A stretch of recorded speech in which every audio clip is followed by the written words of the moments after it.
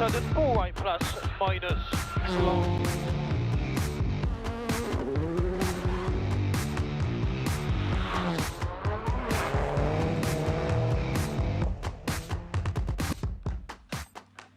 Hello and welcome to the Lake Superior Performance Rally. We're here live for the first time out here at Mount Marquette. This is the final round of the American Rally Association National Championship presented by DirtFish. I'm your host, Mike Shaw. I'm here with Texas Dave Carapatian. Dave, how are you doing? I'm doing great, man. You know, it's silver linings to get to be here with you at the end of a lovely weekend with these Fruit Loop colored trees behind us and a bunch of our favorite people coming in their rally car soon.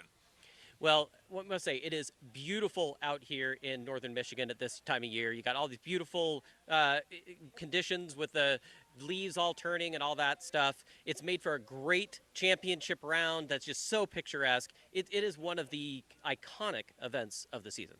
Yeah, it is. I think it's easy to call the weather great if you're sitting up here. It's a little more challenging when you were on the stages yesterday where we had some snow and some ice to start the rally out, some very tricky conditions. Certain people might have gotten caught out, and now they get to hang out with you for the rest of the day.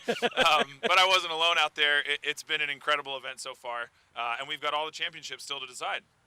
Well, one thing that's really awesome here is we've got this special live stream that we're doing. So for all of you that are following, make sure you share this. Give us some comments. You know, it's a brand new thing, brand new technologies. Working with AT&T Business, they brought out a special studio bus, a full studio bus that we're working with. It is crazy, isn't it? Yeah, we've been touring the bus for the past few hours, and I mean we're literally in real time breaking ground with the stuff that we're doing in this live, and I don't mean that hyperbolically. I mean quite literally, these guys are back there trying new technology for the first time.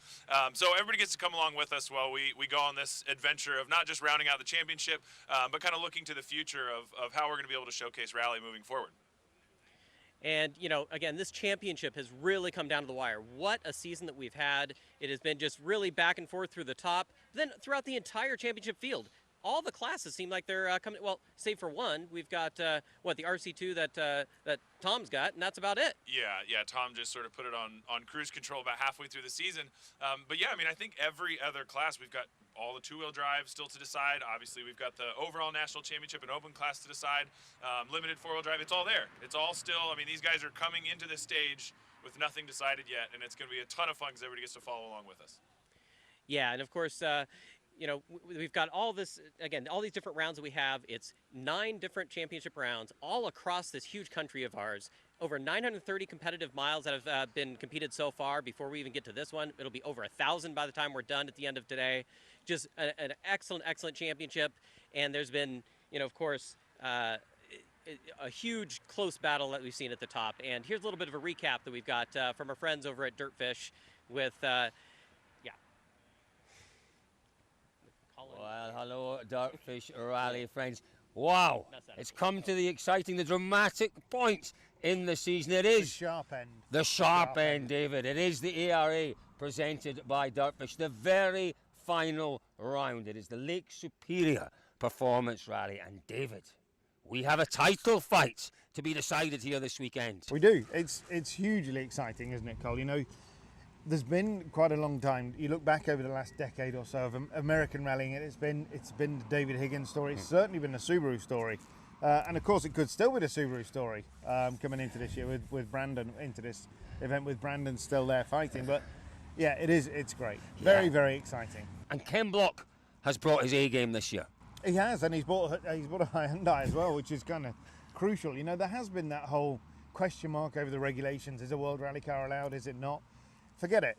He's here. We've had an amazing year. Let's just enjoy it. And yeah, you're right. Ken's driven absolutely brilliantly all year. Okay, well, there was one crash. One crash, and but one day. Do you know what? There's been some great driving this year. There's been some real unpredictability, some proper drama. And that started off in the very first event, didn't it? With an unexpected winner, again in a Subaru, but really, and great to see. And this is the great thing about the ARA this year. We're seeing some names emerging, aren't we? We are, yeah. I mean, Mark Piakowski won. Semenuk had the gearbox problem early. It would have been a totally different game if that problem hadn't happened for Brandon. But yeah, it is good to see, and we are seeing, you know, there's more youth coming through the championship. It's hard to imagine a time that ARA has looked healthier, bigger entries, and let's not forget, you know, committing to covering American Rally Association is a massive deal because the geography of the place, it's thousands of miles, Absolutely. weeks on a truck Yeah. to send your kit from one end of the country to the other. But it's growing. Yeah. It really is. I think we're definitely seeing that this year. And you know what? That's where competition really shows, doesn't it? When you have competition, you have drivers who are going at it hammer and tongs because they have to, because no wins are being given to anyone. They're winning these by effort. When you have that, David, that unpredictability, it just makes it interesting. And people come to the sport, don't they? Of course they do. And that you're exactly right. You know, all of the drivers have been absolutely at their maximum this year. Okay, Travis started the year with a bit of an injury from his base jumping stuff. That's a shame. You know, I think if Travis had been 12 months ago, we would have seen a different kind of drive from him. We would have seen a three-way fight for the championship. If Barry McKenna had been there, it could have been a four-way fight. But I think ultimately it's been great. And everybody has, like you say, everybody's pushed really hard. We're all going to watch with interest. David and I sadly can't be with you guys at the LSPR this weekend, but we are going to watch through the wonderful live streaming coverage. David, the year itself has been wonderful, and we've been very fortunate to cover that. Highlights for you of the year so far? I think actually the highlight probably is still to come. Still to come. You know, because you could take any one of Ken's wins or Semenuk's wins. In fairness, I think for me, you know, Semenuk's story is an amazing story. So maybe that's the highlight. I agree. This incredible downhill mountain biker has jumped off his bike and into a car and done what he's done. I was lucky enough to be in Ohio for the Southern Ohio in the middle of the year. That was a huge highlight.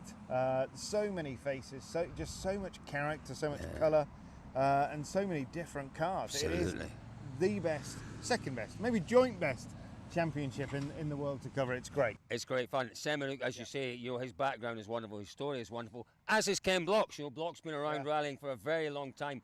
Big name in American rallying for ages. The one thing he hasn't done is secure a title. This weekend, could it be? Well, it certainly could be Block's weekend. Of course it could, and it's not, you know, the Block story is not just Ken anymore. This is another really interesting part of the year, is the emergence of Leah Block and Ken's wife Lucy. You know, they are the Hoonigans are really coming now, aren't they? The Hoonigans are in town, folks. Well, listen, it is going to be a wonderful conclusion to this year's ARA presented by DirtFish. But I think what we'll do, David, we'll have a little look back, shall we? And we'll see exactly how we got to this position where it's a fight to the finish between Semenuk and Block. Let's have a look back at the season so far. Round one was the Snowdrift Rally, one of those unique events in North America.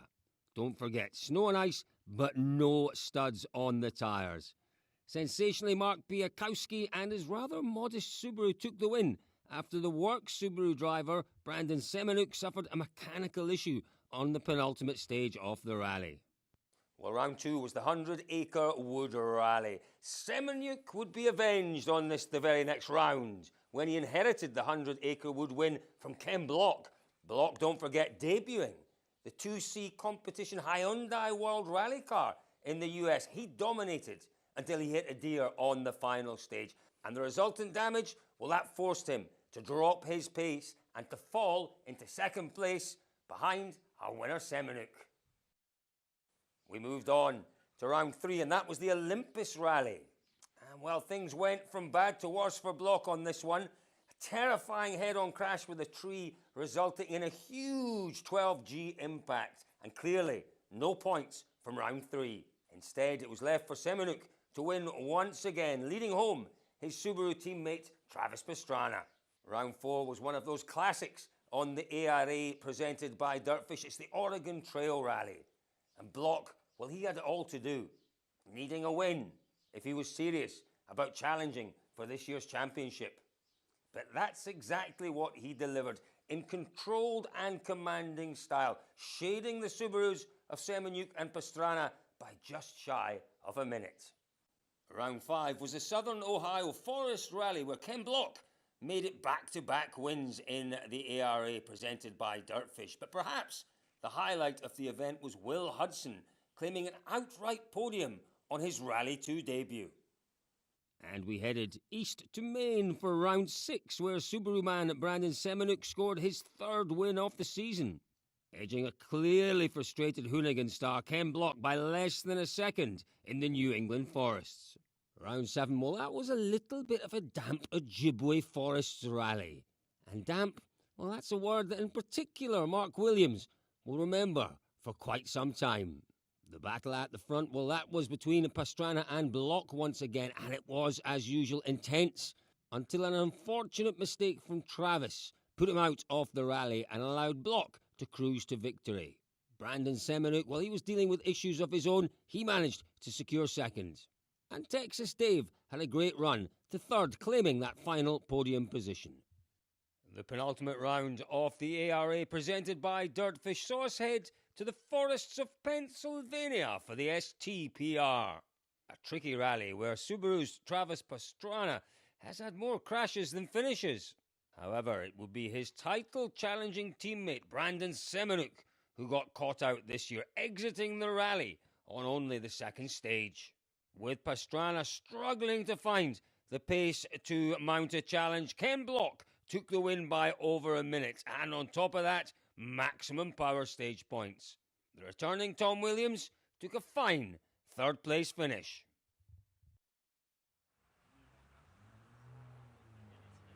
Well, as you can see, it's been a tight battle all season long among multiple classes. But of course, we've focused on the top class quite a bit this year. You know, there's been multiple years we've had it come down to the last event. I remember 2017, 2013, it's come down to the final round to decide the winner. And we just love that in a championship. Yeah, and I mean, you know, I think it's easy to say, God, I feel like we were just at LSPR like half an hour ago, and then you watch that and you go, wow, it has been a very busy season. We started in snowy, cold Michigan. We're back in Michigan, and there's been a lot of drama along the way. And I think, you know, I don't know about you, but for me, starting the season, knowing that we were going to have one of the fastest rally cars ever built in our championship, pretty exciting. Yeah, I mean, that's the thing, a WRC car. I mean, we first saw it when McKenna brought one, and then Ken brought in the Hyundai i20. You know, These are the fastest rally cars that, to date, have ever been built. This is faster than Group B by a margin. Oh, huge. I think everybody, you know, always wants to say, well, imagine if Group B was here, and then you have to remember, the Group A cars that replaced them were immediately faster than the Group B cars within, you know, 1 or 2 years. So to see now, I mean, this is Group B level aero, but, you know, with computers and wind tunnels and correctly designed. And then to watch Subaru USA take their car and be pushed so hard to develop it. Exactly. And then watching Brandon step up and push himself so hard this season, it's been absolutely incredible to watch them come to this point. And it comes down to this one, of course, and Brandon's first time here, and well, several people, that was their first time here. We talked to Jeff Seahorn and several of the other competitors that were in your class, including you, for the limited four-wheel drive. Yes, the LN4 combined class. We went and chatted to a few of those at Park Expose, and here's a few words of what they had to say.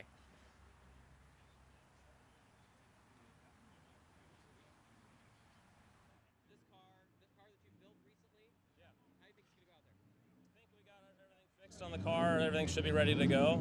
The roads look amazing. Probably gonna be pretty slick, so we're probably just gonna go out and be careful and not try and set the world on fire and bring the thing home in one piece. So we have nothing to win, nothing to lose. We had a short season this year, no championship, but it's gonna be fun to get in and mix everything up and make some people not happy with how many points we're gonna take. So, So that's the goal. Take points away from everybody else. I'm not gonna enjoy it, but it's gonna be fun to watch them. So.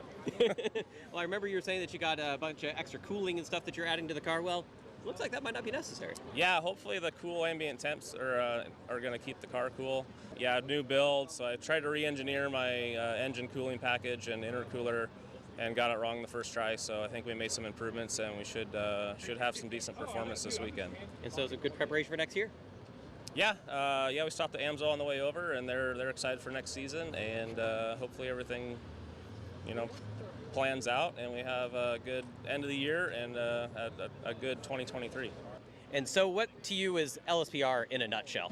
LSPR is Michigan in the fall, like the leaves and everything turning colors. It's very beautiful out there. It reminds me a lot of the Dirt 2. They actually call it the New England Rally and Dirt 2, but it looks a lot like LSPR. Yeah, it does, except you can hit the reset button there. Yes, reset buttons are way cheaper and way less time consuming. So we're not going to hit the reset button today. Texas Dave Carapatian, we're out here at LSPR Performance Rally, championship on the line. Yeah. How you feeling? I'm feeling great. You know, the old adage to finish first you must finish has never been more true than it has been in LN4 this year. We've had a lot of good talent in the class. We've had a lot of fun battles all season, and somehow none of us have ever managed to actually finish anything. And nothing like Honda reliability, huh? To see the Passport in first place, I couldn't be more stoked. Like, those dudes have crushed all year, and they deserve every bit of it. So we've got our work cut out this weekend to, you know, keep the car together, first off, with the series of exposed baby heads and large, scary rocks. Those stages look like they haven't been run in about 4 decades. I personally think they look like a ton of fun. I'm excited about it, and all the rest of the stages. I mean, these are some of the best stages in the U.S., some of the best in the world, and I just got back from Rally New Zealand, where literally the best stages in the world. So, yeah, I'm excited to be on fast, fun, flowing stages, and, you know, we're finishing the season off nice and cold, just like we started it. Well, you know, actually thinking of Rally New Zealand, that was where they had, you know, the challenge for those up front. All of a sudden, the rain came back and the weather farther behind them. Do you think that's going to be an issue this weekend? You know, I less and less so. I think the chances of rain have all but disappeared because it got too cold. You know, a little snow flurry here and there is fine, but yeah, you know, that's the oldest cliche. It wouldn't be a good season of rallying if we didn't say that's rally, right? So it'll be wet, it'll be gross, it'll be cold, it'll be lovely, and we'll all just be out here missing our buddy Al.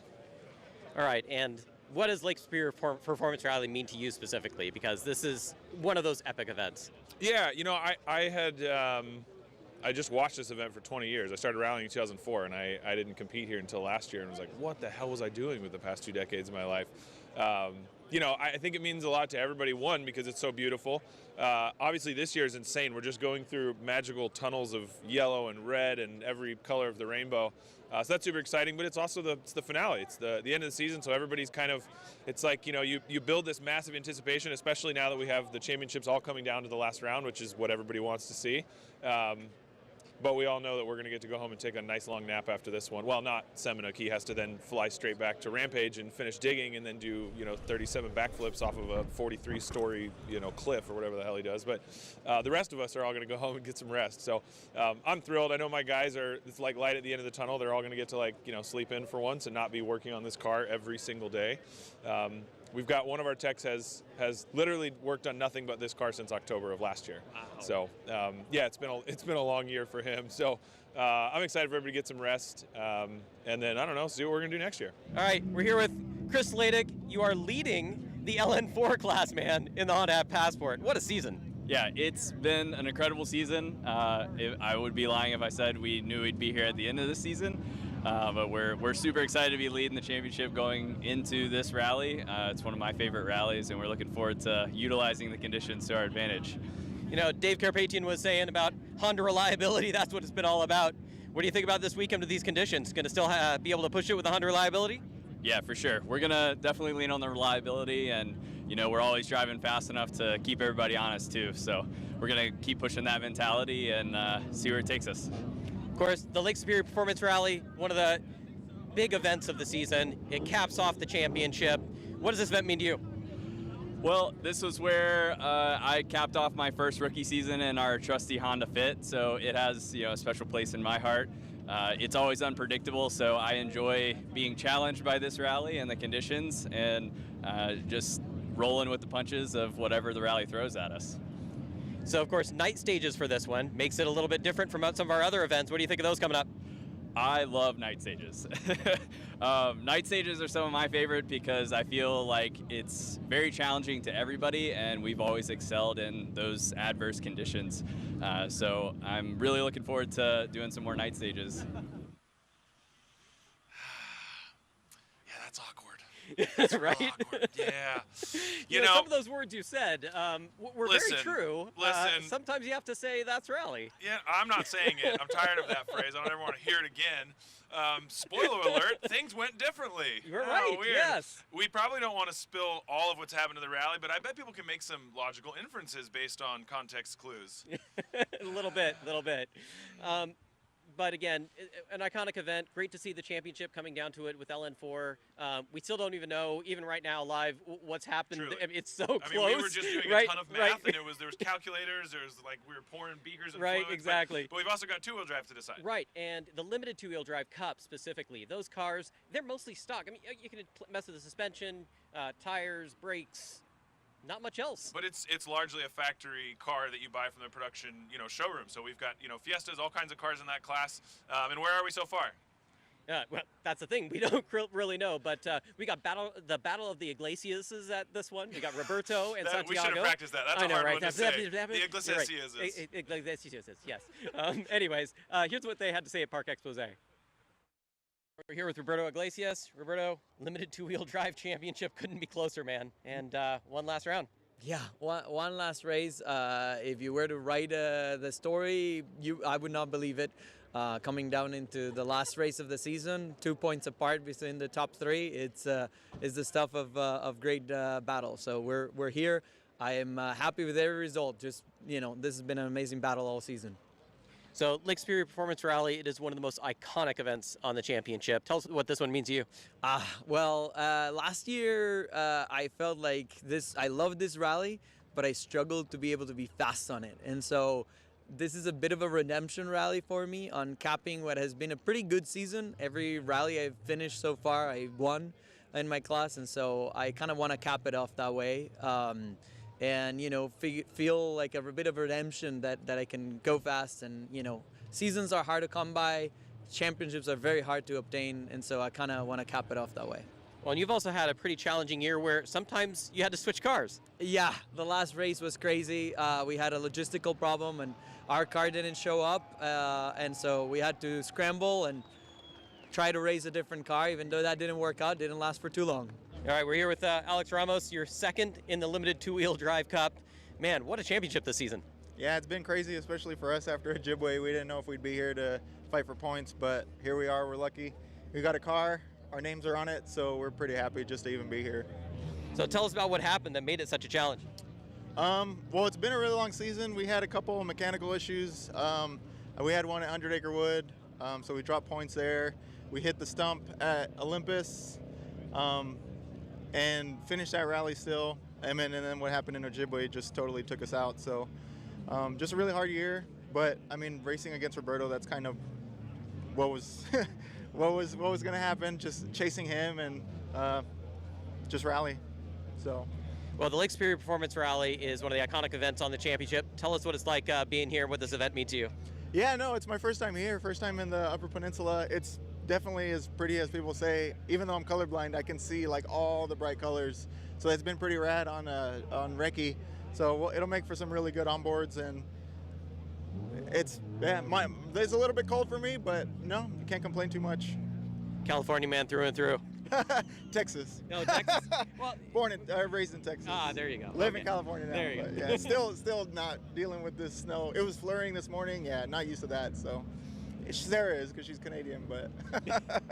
So we're at Santiago Iglesias. It's kind of a battle of the Iglesias this weekend, man. Yeah, I'm really excited. I think I've gotten faster, so I'm really looking forward to it. And I got to bring it home for Al and rear-wheel drive. Definitely, everybody's talking about that. But this Lake Superior Performance Rally, it's one of the iconic events of the season. What's this one mean to you? You've driven this one many times. I have, and I love it up here. The colors are great. I'm really excited to race out here. And of course, you versus Roberto. He's been very fast. He's registered national, you're regional, but you've known to be really quick and close to him. Oh, I signed up national this time. You did? Yeah, I'm going to be the spoiler in the championship. That's what I'm going for. So we got me, Roberto, and Nick Allen. Any of us could win. Or, it's so easy to get caught out here. We had some snow this morning. It might be a little slimy. Yeah, it's going to be an adventure. Oh, wrong camera.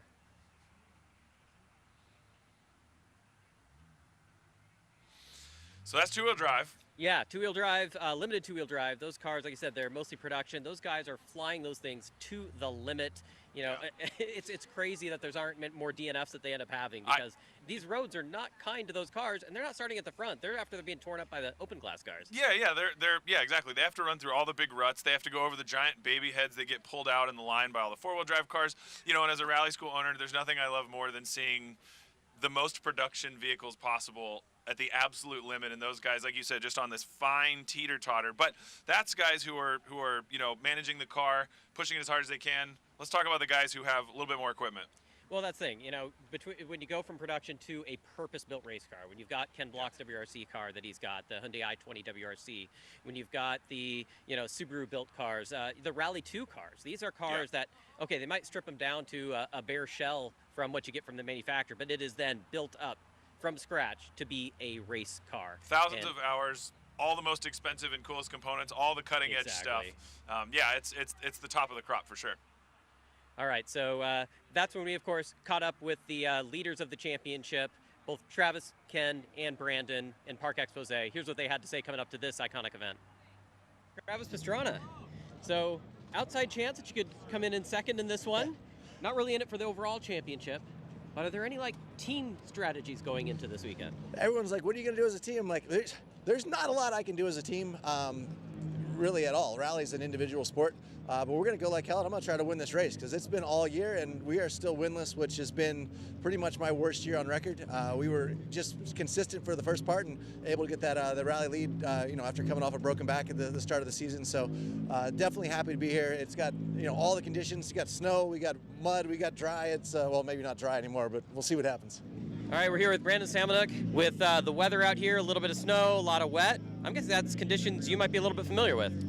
Yeah, I mean, I've been in this position a lot, definitely racing in Canada a lot in the spring and fall, so these are all new roads to me, though. It's mega challenging. I know like Travis and Ken have done this event 10 times or whatever it is, so they'll be a little bit more familiar, but overall I enjoyed the stages. We had a good recce, and yeah, the conditions are probably in my favor. It's going to be more challenging for everyone. Obviously, lots of places make mistakes, but I think in the wet, I've typically shown that I'm pretty competitive, so fingers crossed. You know, everybody's talking about the weather, but you've had kind of quite the opposites because you're also been doing rampage stuff as well as this, then you have to go back. Yeah, we came from the Utah desert, so 30 degrees there. I was getting sunburnt and came out here, and now it's snowing on us. All right, and is there a specific stage out there that you think is going to be decided this weekend? Oh man, any stage, really. Today's stages are quite nice. There's definitely a few slippery ones, and then Saturday stages, really tricky. Some of the ones they haven't ran since like 1975 or whatever it was, they're really rough, and obviously they've deteriorated over time, so there's a lot of embedded rock coming through, and easy to put the car off or just get a flat tire or anything like that there. It'll be tricky in these conditions no matter where we are.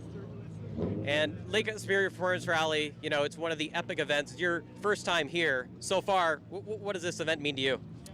Oh, it's just great to be here. I wish I made it last year. Obviously, there's the same conflict that we're dealing with this year.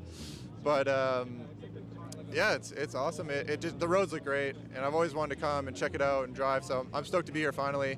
I wish I'd came earlier, knowing that now we're in a championship battle. But it is what it is. We'll push on. We're here with Ken Block, leader in the championship. It all comes down to this one. What's it going to be like out there, you think? I'm looking for. It's probably going to be a long battle all weekend. Conditions are tough, but all I got to do is be ahead of Brandon, so that's what I'm looking to do. So one thing I noticed is that, you know, you're second on the road. Do you think that's going to be an advantage for you?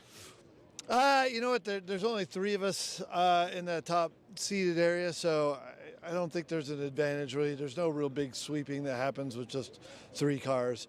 I think a lot of it's just a confidence thing. I'm happy to be second on the road. Let him have to go open the road. Which is just good for me. I can see his marks and kind of follow along with how hard he's pushing, that sort of thing. So I think it's good. I'm right where I want to be and looking for a good, tough day.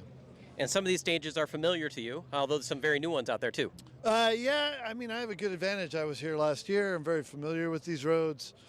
I've won this rally 3 times, so I have a lot of confidence on these roads. And it's a tricky rally. It looks easy, but to find speed here is actually really quite hard. You got to know when and where to push. So I'm feeling pretty confident about that, and you know, just hoping it doesn't snow too much today because it is showing on the forecast. But that's rally. We'll deal with whatever comes at us. Is tire choice going to be easy of this one? Everybody picks softs? No, it's actually going to be quite difficult. Temperature's a big factor. What we think the weather's going to do is going to be a big factor. So we're going to have to make a choice here in a couple hours as to what we think, you know, the best opportunity is going to be to try and get some grip and just go for it.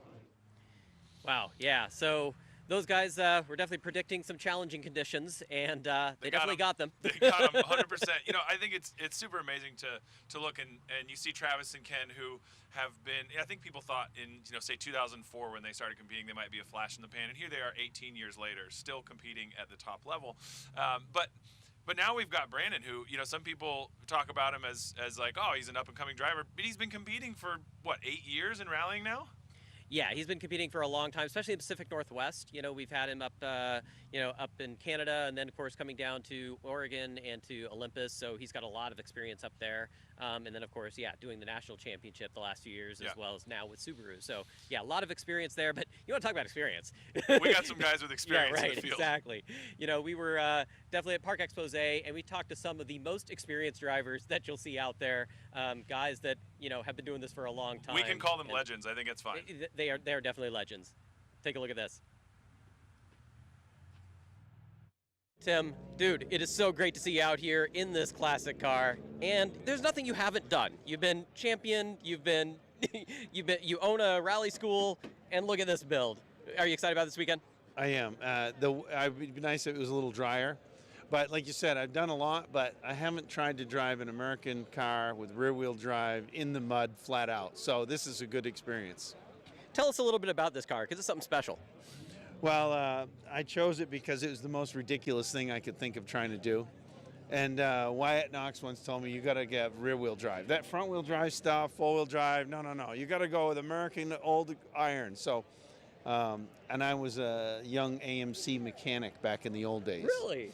And I had one of these, and I ruined it. And so now is my chance to kind of redeem myself from all the damaged vehicles and all the things I destroyed. So by trying not to destroy this, I hope that I'll carry on the spirit of the American Motors Car Company. So is there a little bit of a friendly competition between you and the other, shall we say, experienced gentlemen in the championship that are... Yes. Oh, yes. Well, actually, I have a Hirsch shifter in my other transmission. No. Yeah. Yeah, Michael and I are definitely going to battle here. Last year, he beat me by about a dozen seconds. So I've spent all year long working on this vehicle, so hopefully I can get that dozen seconds back. But also, he's been working on his car all year, so this is really good. All right, we're here with Mike Hurst, the other member of the Experienced Guys Club, we'll call it. You guys are starting pretty close to each other, and have looking forward to a pretty good battle this weekend? Yeah, we had a really good battle last year. I think by the end of the rally, I kind of got him, and we separation was only 12 seconds, but we swapped back and forth the entire event, and it was a lot of fun. I think this year, though, I think he's entered nationally and I'm entered regionally, but we can still compare for bragging rights for the over 60 club. Yeah. Sure. So this event, Lake Superior Performance Rally, it's one of the iconic ones on the championship. You've been here many times. Yeah. Tell us what this rally means to you. It's kind of a tradition. It's like you try to stay away, but it's coming up here and feeling the nip of the air and the fall colors, and just the environment and the vibe. It's something if you don't, if you're a rallyist and you don't come up here, then you really miss it. One other thing is, this car, it's a classic, a Ford Capri. Tell us a little bit about it. Yeah, it was a project started long ago by some guys in the Pacific Northwest, and also by the winery owner, Bob Olson, and he, several people worked on it. Jay Kimes worked on it. It kind of fell to me to kind of finish the project and get it running, and one thing led to another, and eventually it became my car. But it's a vintage Ford Capri, but it has modern parts. It has a modern Duratec Ford engine in it, and it's got modern suspension and big brakes and everything. So it just kind of it looks like the old car, but it has all modern parts. So kind of a resto mod. Right. Resto mod rally car. And I think you could probably say the same thing about Tim O'Neill's AMX. It's kind of in that same boat. He said he did some upgrade parts to make sure that he can top you this weekend. Yeah, we'll see. He should. He's 390 cubic inches, and I'm 140. So yeah, he by all rights, that should be a faster car. So, but faster car doesn't always win. Thanks, Mike. Yeah. think we could kill, probably 2 or 3 hours telling stories about those two guys. I know I could, at least, for sure. But we've got some new exciting changes in the championship this year, and you caught up with Preston? Yeah, Preston, the series evolves, over time. And, speaking of that, we had Tim O'Neill, who actually was the president of ARA to get it started. But as the championships have evolved, we've come into this new season with these power stage points, which has been the deciding factor. And we talked to him about that right here.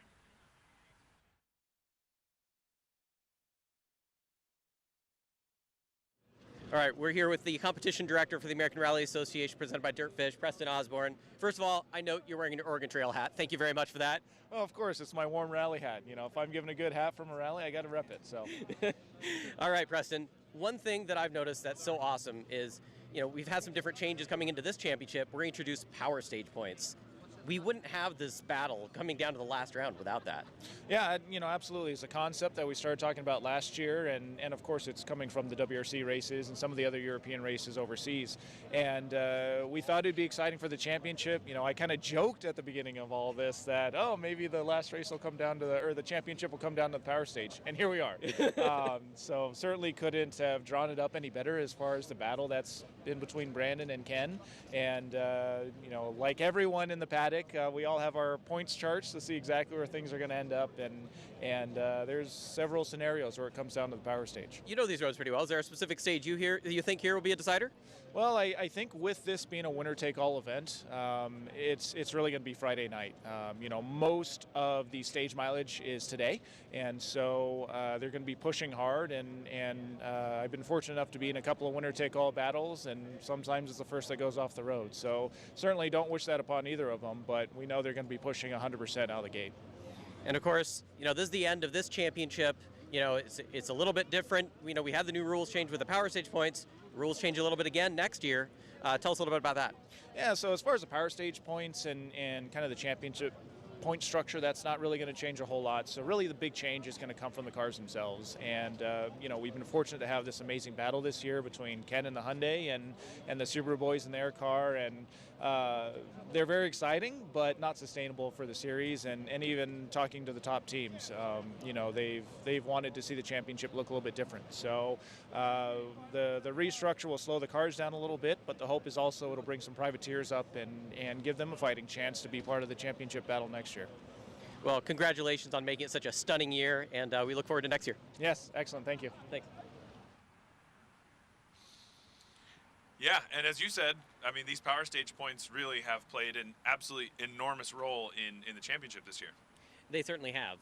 We wouldn't be here where the last round is the decider if it wasn't for the power stage points. So definitely a good move by the championship. Even Ken Block himself had said that that's something he wanted to have in the championship. Which is awesome. You advocate for the thing that's going to make the sport the best, not what's going to necessarily, put you in the best position. And we don't always know what is and isn't going to work for us. But, exactly. In one of the championships that we were watching in two-wheel drive coming into this, was one of our very, very, very dear friend, Al Dantes, a friend to every competitor. And this weekend took a very challenging and very tragic turn very quickly. Yeah, so, the ceremonial start for an event is something that's, a big celebration for these, supporting the sponsors and all the people that come together to do these rallies. But through just a freak accident, our very good friend, one of the best beacons of rallying as a community, as a sport, as and the local hero. The local hero. Yeah, he defines grassroots. Al Dantes Jr., he tragically lost his life, and just before the rally, his home event. And so they did this wonderful, honorable thing at the ceremonial start where they brought his car up and drove it across the line for the start, and everybody got to honor him. We all got to not only say our goodbyes, but I think the magic of that is for this to have happened in a place where everybody who loves Al so much, we were all there.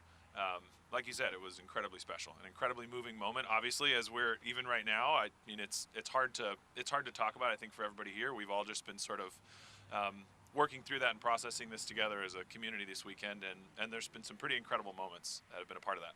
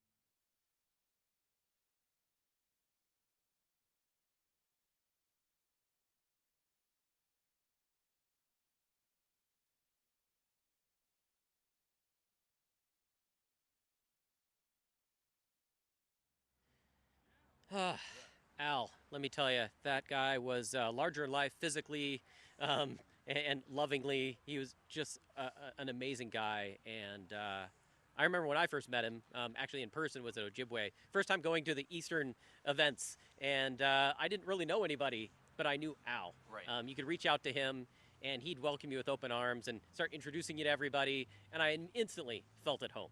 Yeah, and the same here. My first rally from a national level was in 2018 when I went to Snowdrift, and Al was there helping out the series and the event on some marketing things, and I got to know Al through that time, and he was gracious with his time, he was gracious with his attitude towards me. You know, he had the 6 daughters, I have a daughter at home and a son all around the same age, so we talked often not just about rally but also about our families, and I think that's as important. He was as genuine at home as he was with all of us, and he will definitely be missed. And that's the legacy that he's brought forth. And one thing that's just, you know, amazing about Al is that, you know, the amount of people, when you guys posted that wonderful piece on Facebook about him, and the number of comments coming in just shows he touched so many people. I mean, he brought people into the sport. Just an amazing guy. And thank you for what you guys did in putting together this piece and all this stuff, because what an amazing man. You know, we have so many great competitors in rally, and it's such a tight-knit community, just like any motorsports out there, any organization out there. There are certain people that make the world go round, and there are certain people that make the world a lot easier when you show up to work, when you show up to race and rally, and Al was one of those guys. So, Al, we're all going to miss you, man. Yes, sir. We love you, and yeah. Yep. So lots of love. Yeah. That's all I got. And, you know, his car's actually here, just in our eye line, just past the cameras. So you're definitely reminded of him. But you see that 50 on that car as well, Mike. And you know, it was a very quick decision yesterday for us to retire Al's number, along with the other 2 that are retired. It's a no-brainer. He was that type of person that had that kind of impact. Well, again, thank you all for doing that. Definitely the honorable thing. Everybody supported it. Going to switch gears a little bit here. Lighten the mood. Let's talk about the 2023 season. Because, I thought you wanted to lighten the mood. I know. So, you know, we do have the end of the championship here. Yes. That means we're going to start talking about the new championship for next season. Just recently announced on the socials. Tell us about it. Yeah, just a couple hours ago we came out with it on social media. Sent an email to our competitors and key stakeholders. 2023 race schedule is going to go to an 8-race national schedule. We will release the regional and super regional schedule here shortly, but we found it imperative to get the national schedule out now.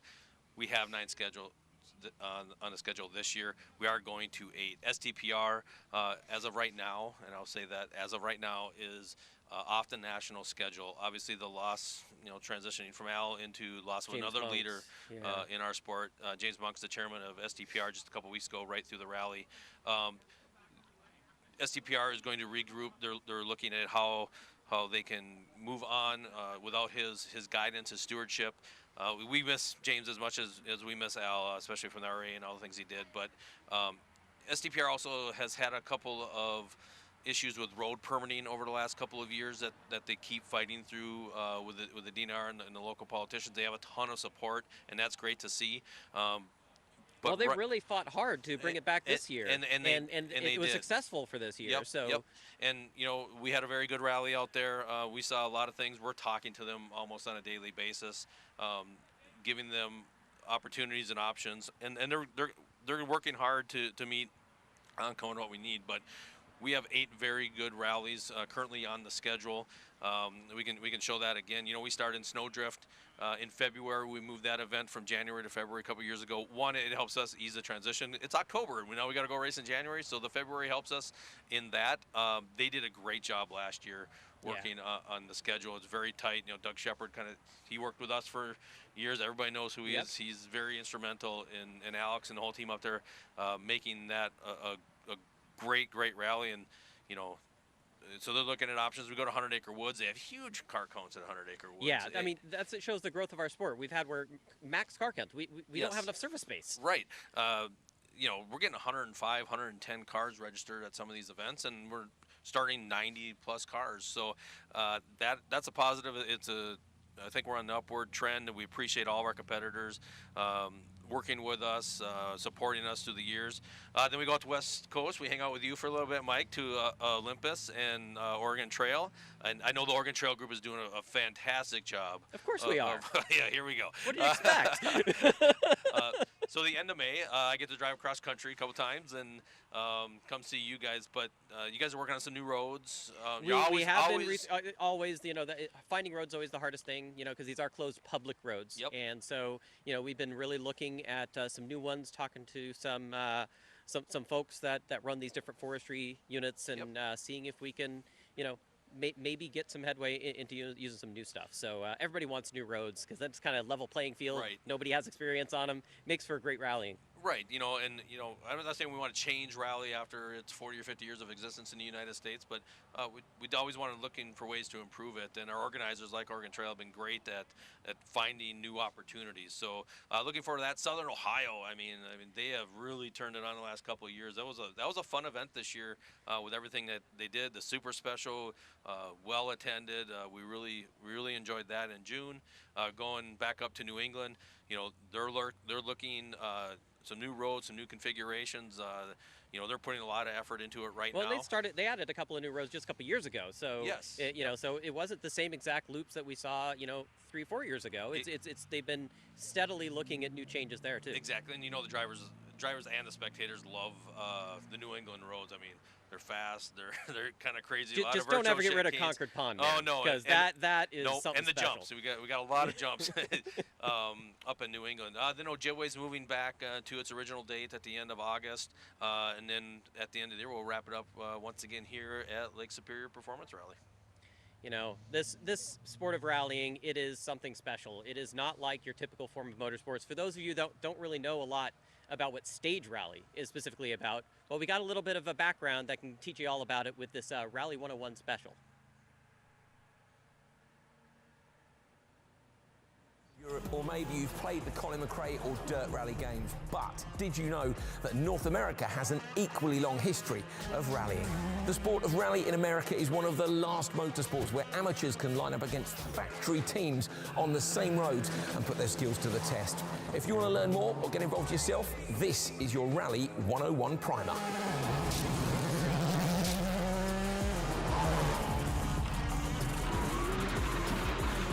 Rally events are a test of speed, endurance and perseverance. Held on closed forest roads, a rally consists of competitive timed sections called stages linked together by transits, which are driven on open roads at legal speeds. Teams are sent on the stages one by one against the clock, and the team with the lowest combined time over multiple stages is determined the winner. American stages have a reputation of being some of the fastest in the world, which also means the top cars here are built to suit. In American rally, competitors run everything from open-class all-wheel drive factory-built machines such as this Subaru down to cost-effective two-wheel drive machines. They all start life as a production car and then modified according to budget and preparation level to fit into a specific competition class. Highly modified all-wheel drive and two-wheel drive open-class cars are the fastest of the bunch, while the limited or production class cars are more showroom stock, with safety and minor performance modifications allowed. Whatever the class, though, they have to remain fully street legal and insured, including this weapon of a factory Subaru. Let's have a closer look.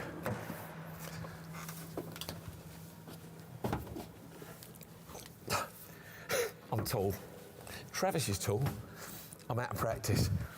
Like all rally cars, this Subaru started life as a bone stock STI on the showroom floor. Then here at Vermont Sports Car, they tear it down to a bare shell and then set about installing the safety essentials that every rally car must have. So, a big roll cage to protect you in the event of a rollover or going off the road. Sorry, John.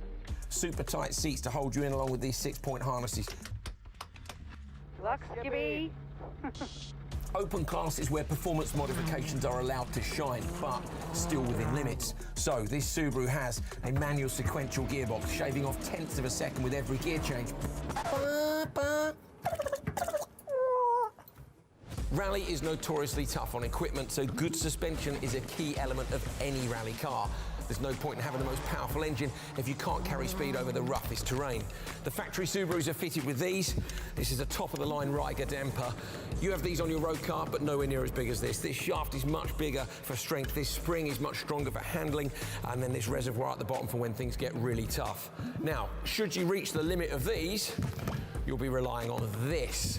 Now this is a skid plate. This is bolted to the bottom of the car. What it's made of, how thick it is, how heavy it is, varies according to how rough the rally is, but that will protect things like your engine and transmission if they touch down on the road. When it comes to power, most open-class all-wheel drive cars these days are turbocharged. This is a turbocharger, and it allows you to force more air into the engine and make more power. Now, without rules, the engineers would go really mad. So this thing here is a restrictor, 34 millimeters, and it puts a limit to what power we can make. With one of these under the hood of the WRX STI, we're looking at around 330 brake horsepower and 400 pound-foot of torque. Now, of course, getting all that power down from under the hood onto the road in differing weather and dirt conditions means we need a selection of tyres. Now, this side here, this is the tyre that you would have on your stock WRX STI. It's suitable for tarmac, and it's suitable for wet and dry summer and winter. We rally in much harsher conditions, so this one here, this is a snow tyre. Big blocks, soft compound, helps to cut down into the surface. Gravel, similar, the blocks are a little bit closer together. It's a harder compound. There's protection in the sidewalls here in case you get into those sharp rocks at the side of the road. Now we're moving on to tarmac tyres. If we had a full tarmac stage, this is the tyre that we would use. Because it's got some tread cut into it, it's still road legal, meaning we can do those transit sections. This one is not road legal. This one's special. This is for Gymkhana. This is for Mount Washington, where there's no transit sections. It's ultimate grip, but it's a full slick and it's not road legal. That is the full selection of tyres. What with these variables and the amount of prep that goes into a rally car, that's where the team comes in. Rally is a true team sport. With cars receiving a beating from rough roads or a slight excursion into the scenery, a rally car can be saved by the efforts of the service crew. The factory teams are well prepared with spare parts and multiple technicians per car, but some grassroots teams show up with just a basic spares package ready to do all the work themselves. And if anyone needs a little extra help, the other teams are often willing to lend a hand. Because rally doesn't involve any wheel-to-wheel racing, there's a friendly atmosphere in the service park. All the teams are facing the same adversary in the end, the elements and the clock. Speaking of clocks, there is another element of teamwork at play in a rally car which is unique in motorsports. And that's the person sitting in this second seat, the brave co-driver. Max right, 6 plus over crest, Kings 200. Slowing, turn left 2 plus, caution late in. And the co-driver or navigator not only tells the driver what's coming up on the road ahead, but also acts as office manager here in the rally car. Their job involves calculating times, communicating with event officials, and sometimes acting as a motivational speaker or psychologist to the driver. Job, mate. Good job. But the key thing co-drivers do is, through a series of code words, paint a picture of the road ahead for the driver. In the days before a rally, the driver and co-driver are given the opportunity to drive the stages at slow speeds to make their pace notes. This is called the recce. The fastest drivers are the ones who drive to what they hear, not what they see. Care, left 5 plus, slowing crest 55, turn left 1. 30.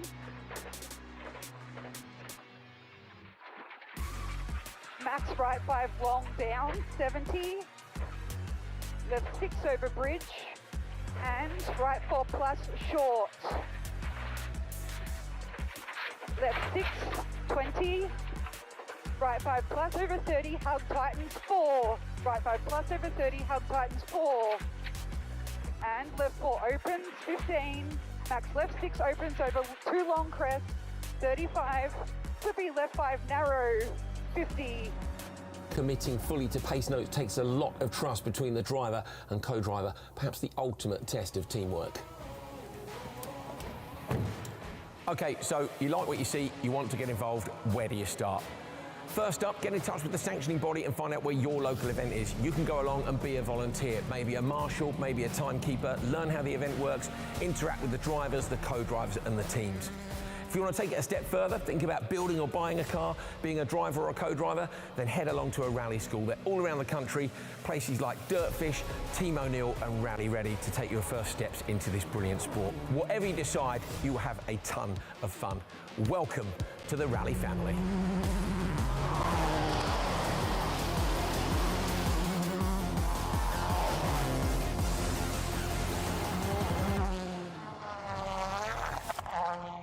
Well, we thought that there's no better person to talk to about the Lake Superior Performance Rally than the 6 times winner of this event, David Higgins, who's connecting to us all the way from across the pond. David Higgins, why don't you tell us about your Lake Superior Performance Rally experiences?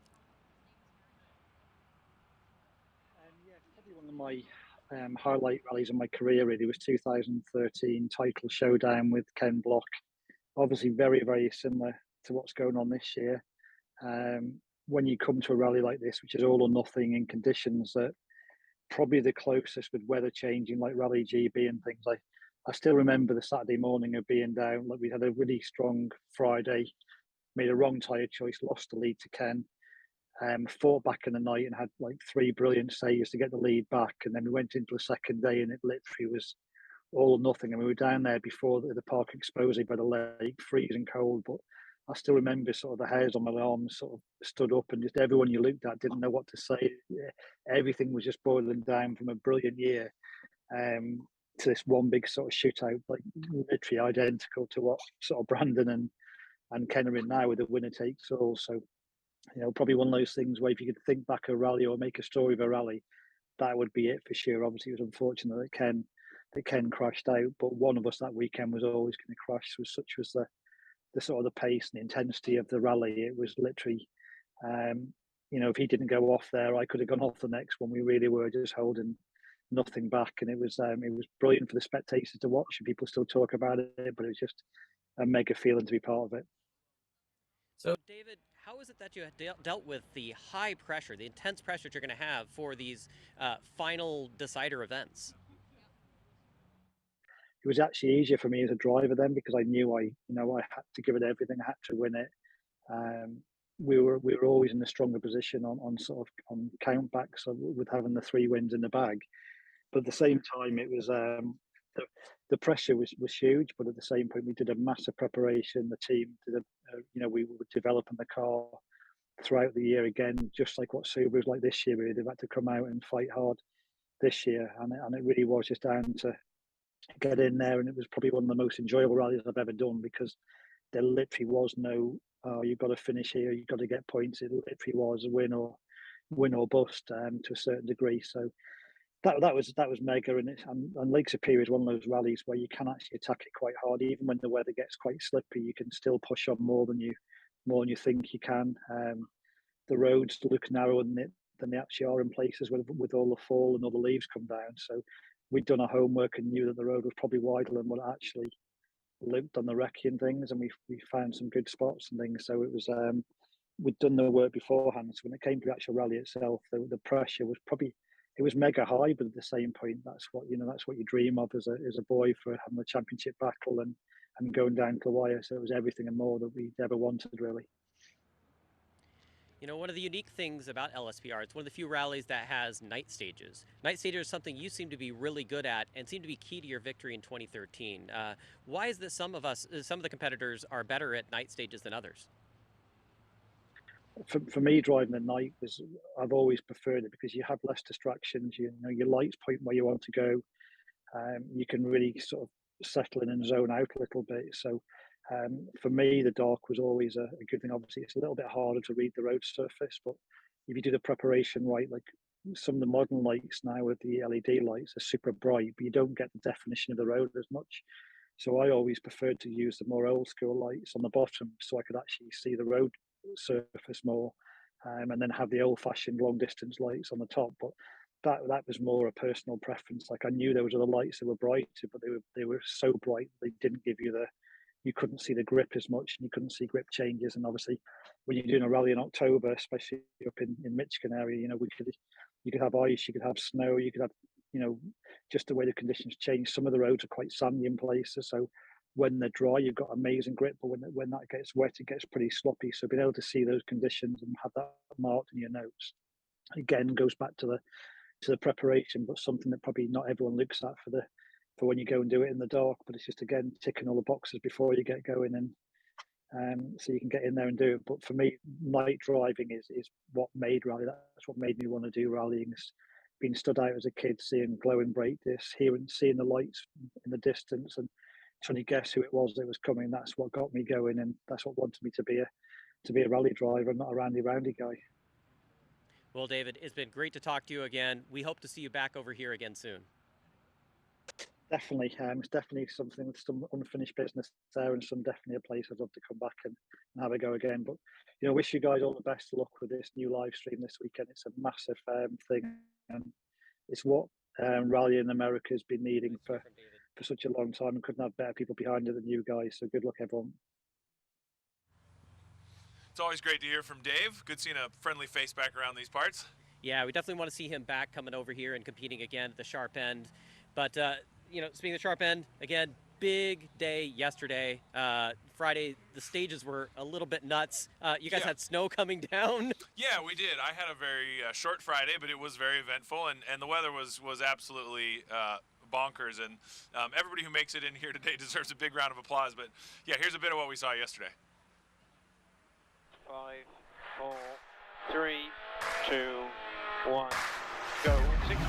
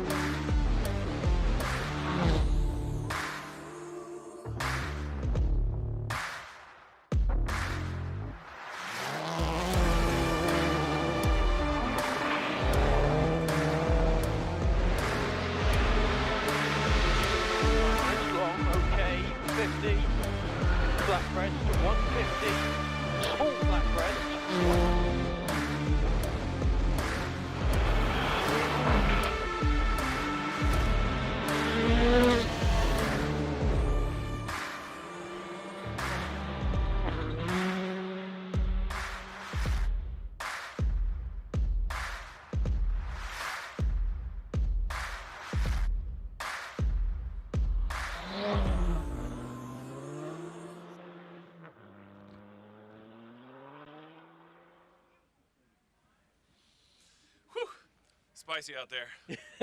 Yeah. It certainly was. Those roads were really slick. Maybe, I don't know if I can say this, but one of them said it was like driving on diarrhea. Yeah, no, I think you can say whatever you want. It's a free-for-all now, man. You know what? Let's just, if we're going to call a spade, yeah, it was terrible. I started the first stage, and, it's the first stage jitters. You always get a little bit. Then we went to the second stage, and I was like, oh, God, everything broke. The car doesn't work. What's happening? And I went, oh, it's ice. That's what's happening. It was slushy, it was scary, and it was inconsistent. So you'd have this black ice that you couldn't see, you couldn't predict, and the cars start, misbehaving. I spun. We had a couple of small moments. But I think, a lot of people where I was out on the second stage, and I wasn't even the first person to DNF. It's been a pretty heavy weekend so far. So, in those conditions where you've got a couple of cars in front of you, they're faster cars, but are you looking at their lines to try and see where that, better brake point is and all that stuff, or? Yeah, it's different for everybody depending on where you are on the road. We started, I believe, 5th yesterday, or 6th maybe. So we were 6th on the road. So we had, obviously, the top three's brake marks are pretty close together. So when you come onto a road that's been sort of recently graded, or pretty packed, I should say, after all the recce laps or the recce that we put in. You've got a smooth surface, and then first car on the road puts the first set of braking lines in. Next couple cars, those guys are always pretty close. I've started 4th on the road a lot in the past year, and so I get to kind of come in and say, okay, well, that's where those guys are braking. I'm good. But honestly, sometimes it's not like that. Sometimes for us, we can brake even further because we're not carrying the speed that those guys are carrying in the corners. So those braking markers are super helpful for us. For Tom in the RC2 class, for Jeff Seahorn yesterday and myself. That's a good place for us to gauge. Okay, we can't go further than that most likely. So you get a little bit of that, but again, you don't know how quickly that's going to turn south. And on these roads especially, we noticed, I was kind of fortunate that it had been raining in Recce because we were able to see there's these little sort of divots that the logging trucks will form where they brake before tight corners. Right. So you get these weird little, braking bumps, almost washboard, and those would fill with water. So you'd be able to see, oh, that's slippy. We'll mark that in the notes.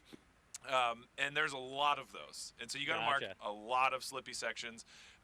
When the precipitation goes from liquid to solid, those slippies go from being slippy to being terrifying, or terrorizing, or very, very depressing. Yeah. I'm just gonna go. Yeah, right. See Exit stage myself. left. Yeah, you obviously, you're in it for the championship. A championship decider for you. Well, it's been pretty It's close to decided. decided. Yeah, no, that's decided for me. I mean, For there's you, other yeah. people who it's not decided, but this season for us, I think actually this rally is really special to me because this time last year, Jared Taylor and my friends at Black Rifle Coffee said, "Hey, we want to do a rally with you." Yeah, cool, sure. So what's your next event? And I was like, well, we're going to go do LSPR. I've never done that event. They came, said, okay, we're going to sponsor you for that event. Let's go party. Well, this event has a lot of attrition, and it's an event that really suits my driving style. So we say, kind of just like this year, we see a lot of guys just kind of hanging on. We ended up on the overall podium here last year, which was my first overall podium. They got so excited, they said, let's go do some rallying next year. And then Travis came along, and then Tom came along. So now there's, it's been a really fun season. It's a big Black Rifle Club. Totally, it's been a ton of fun for us. I think we've probably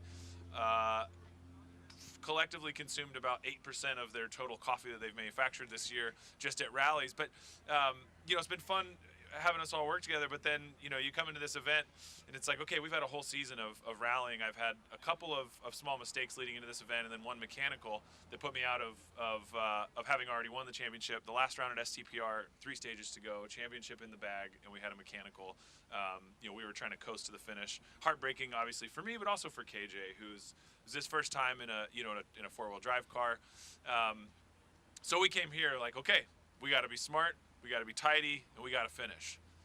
Spoiler alert. Well, yeah. Let's see what happened. Or not. Oh, God.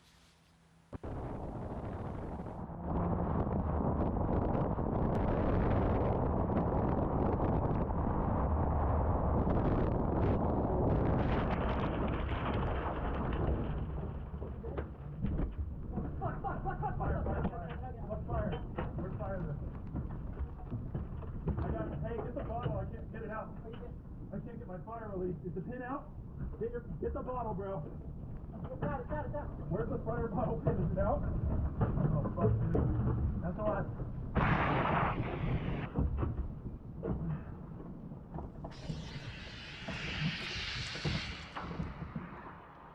Get the other one. I got it. The fire's out. Hit the red cross. I got it. Are we good? You got it? Okay. Yeah. Keep hitting it.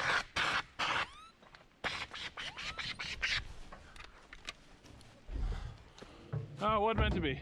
Fuck. I can still smell the trauma. That's nice. Yeah, I can. Yeah, that smells like large volumes. Are you sure of that cash. wasn't the smell of the burning power steering fluid? Yeah, among other things, hopes and dreams, power steering fluid. It's fine. I'm fine. But I wasn't the only one that crashed, luckily. Yeah, no. So I don't feel as bad. You were talking about those slick conditions. Just imagine when you can't see the roads as well at night. Yeah, the night stages I was looking forward to. I think Ken was as well, but it got pretty hectic pretty quick for those guys. Yeah, and so, we had Ken Block was winning pretty much every stage other than one over Brandon. But then we noticed that his marker stopped on one of the stages, and we have this onboard now of when Travis was passing him. Max crest 120, max crest 70, left 6 long, crest 30, caution, slippy right 4 very long, crest 30, slippy right 4 very long. Oh, and there's someone up. Ken and Alex are up. Oh shit, and so are we. Wow, is that Ken and Alex? Yep. Holy shit. 30, left 6, that's like ice. Left 6, 65, left 5. Oof, I know that feeling very well. That was like, that "Oh, was go, go, go, go." really close. I mean, it Yeah. just goes to show just how slippy that specific section was. Yeah. That Travis almost went right into Ken afterwards. Yeah, and it's crazy because you think like, oh, okay, surely only one person will get the nose wrong there, but it happens consistently that the conditions are just that scary in one spot, and everybody can have great notes, and still, two people almost went off in the same spot. Yeah, it's definitely tricky stuff out there. You know, again, not the only ones. There's been some attrition out there. One of those, a little more humorous, that we end up seeing is a car being recovered. I guess finders keepers. It's a bit agricultural, we'll say, on this one. Very agricultural.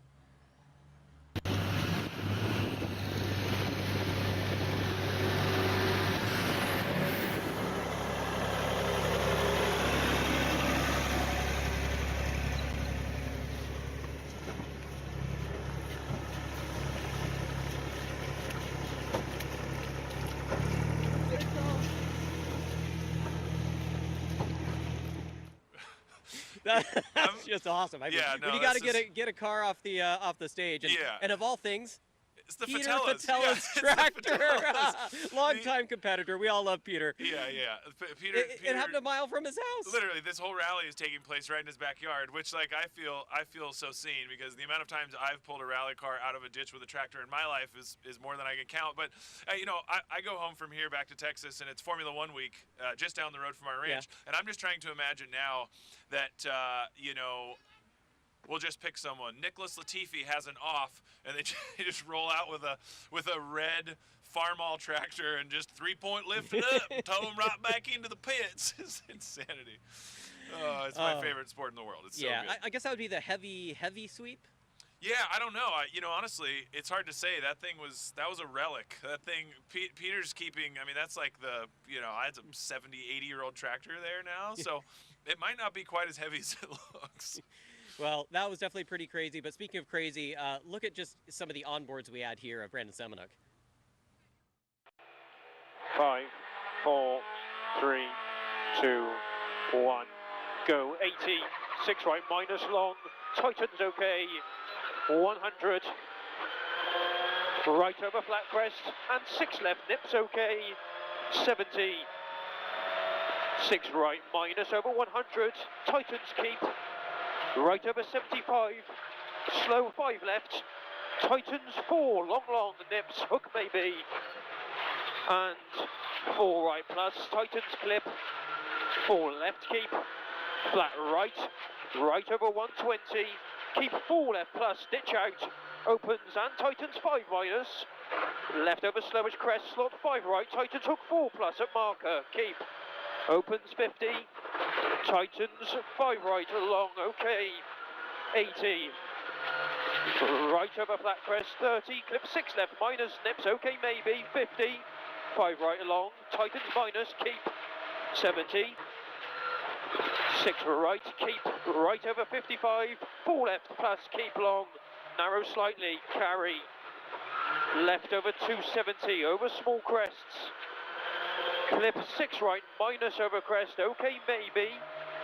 right over 100, remember, 6 left over horizon crest, tightens long, opens little, 75, tightens very late, 4 left, fast, and 5 left plus over flat crest, long, keep, 55 braking, turn 2 right plus at sign, water inside, slippy surface, ALS 3, 40, clip 5 right minus, long at sign, okay, 80, late clip 5 left, long, keep, left over 100, 6 right, long over crest, okay, 80, 6 left over crest, okay, 50, care, braking, 6 left, 45, slippy 3 right plus, clip long,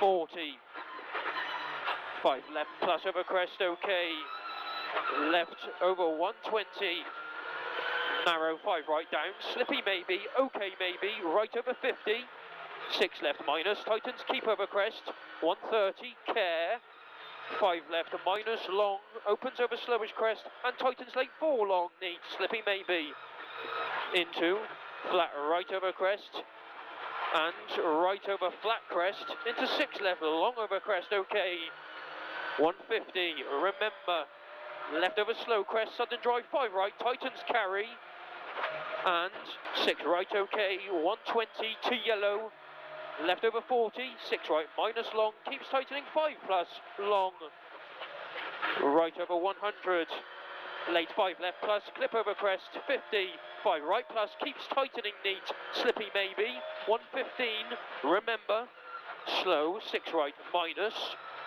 right over braking crest into slippy maybe, 3 left, sudden, turn 2 right plus, clip around sign, surface maybe, 30, go, flat left, 70, flat crest, 6 right minus, out tightens 5 plus, clip over crest, okay. Yeah, that's interesting. Yeah, I was gonna say, you watching those onboards, being a competitor yourself, you kind of the onboard view right pretty much from the driver's seat. What do you see there?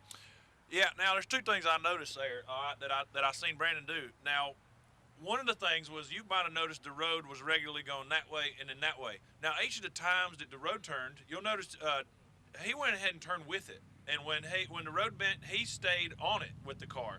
Now, that's a new thing. I tried that, but what happened is I did it later and less good. Yeah, a little too late. Yeah, less good Less than he gooder. did. That stage, I remember starting that stage and saying, these conditions are terrifying and they don't feel good, and like kept trying to find grip. But you can see, I mean, he's just making so. If you watch his onboards from any other stage or other rallies, you'll notice the amount of input and corrections that he's making on the stage is unique specifically to that stage because those conditions were so changing. So he's not only correcting when he turns in and goes, oh, there's not grip where I thought, but he's also checking for grip a lot. So I remember watching that earlier and kind of going, oh. I think you see a lot of like external videos where you see the car starting to dive into a corner. You see them hitting the brakes a couple of different times. That's not searching for grip, isn't it? Yeah, and again, it depends on the driver, depends on the conditions, but certainly when you're in a space like this where you have wildly varying conditions, you've got ice, you've got mud, you've got smooth gravel, you have dirt, it's just like, it's changing so much per stage, even corner to corner. It's just every driver's kind of got their own style, but I think Brandon had the cleanest and tidiest of that, and it's been showing in the results. Yeah, we even talked to the different styles with Travis earlier. We'll talk about that in just a second. But one of the things that we said made such a big difference this championship is the power stage, and we actually have some video from the finish of the power stage that we're going to show you right here.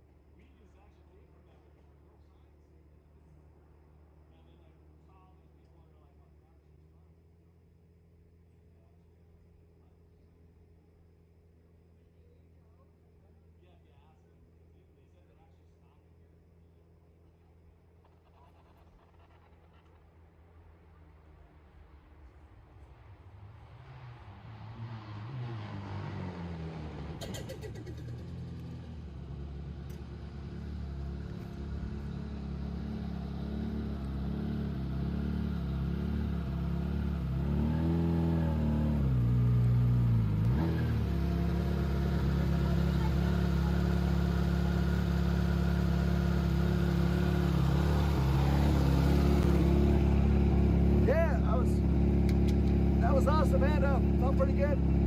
We lost our handbrake, which is fine. Just a lot of tight stuff in there, so we were just Group B, Scandinavian, flicking everywhere, having a blast. But another rally, we didn't get the win. So disappointing. Happy for my teammate.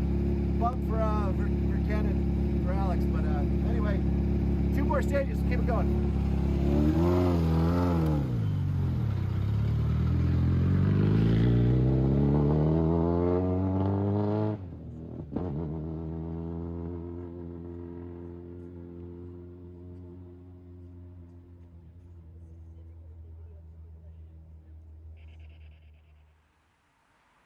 No handbrake, no problem. That's what I say. You know? You know, if there's anyone that that can handle that, it's probably Travis. You know, he likes slinging it sideways, and yeah, that's definitely going to add for an extra challenge. But that also means that Brandon Semenuk, he won the power stage. That's that extra 5 points, critical. I mean, this is a pivotal moment. It could be a pivotal moment, but take nothing for granted. That's not the last stage of the rally, That's even true. though it's the power stage. You still have to finish. And yeah, as well, we all know, some of us more from experience, I mean, literally, you can't take anything for granted. I remember this time last year, being in 3rd overall and knowing it was so close, and then every sound the car makes is amplified. And there's one guy, I think, who's probably as much or in some ways maybe even more excited than Brandon, and that's Bill from Subaru, who's going to be joining us shortly. Yeah, but first, you got a little more to share with us, yeah? Yeah, so, you know, we were looking at those stages that Brandon Semenuk was doing during the daytime, but we got these on boards of Travis doing it at night. Oh, Travis at night.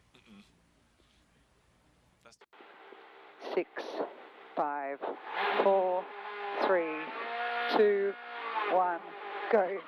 200, max fun jump, aim right 50, max right 6, 100. Left 4 plus late narrows, 65. Max left 5 plus, 50. Hug right 5 minus short, and max left 5 plus, 65. Half left 5, 30, right 6. 95, right 5 plus late, 50, left 5 plus, opens over 95, tightens 5 fast,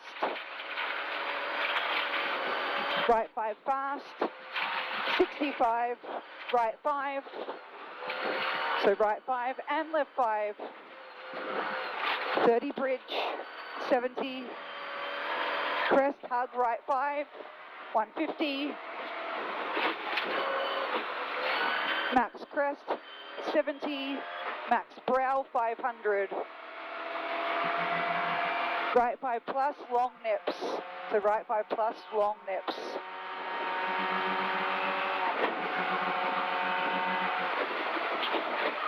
$195, right 5 short fast, 45, max brow 75, max brow and max right 5 plus, 95, right 5 long okay, 115, max right 6, 30, max brow left over 155, max left 5 plus, opens 35, max crest 35, left 5 plus okay, 250, oh shit, slippy hug right 4 long, slippy hug right 4 long, 50, left 4 opens and hug tightens 4 minus, hug tightens 4 minus, just here, right 5, 200, max long crest 120, and then slowing, left 5 minus 120, slowing, left 5 minus, turn right 2, 100, max brow 120, max long crest 250, left 6 very long tightens. Well, welcome back. I'd like to welcome to us Bill Stoke, the motorsports manager for Subaru Motorsports USA. Welcome. How you doing? I'm doing well, Mike. It's really, really exciting to be here at the end of a very long and convoluted season. It's been a really, really crazy year, and we're just excited to be here at the last stage of the season and hopefully in the fight for a championship. Well, hopefully in a fight for a championship. So you had a little extra hope, I think, because you brought a little Lucky Charm I heard about. Yeah, I've got a good friend of mine, a guy named Yuji, who you and I both know, who's our communications director for the Subaru Motorsports USA team. He brought me what's called a Daruma, a little doll from Japan that is used for sort of wishes and goal setting and things like that. And it's brought us luck over the years.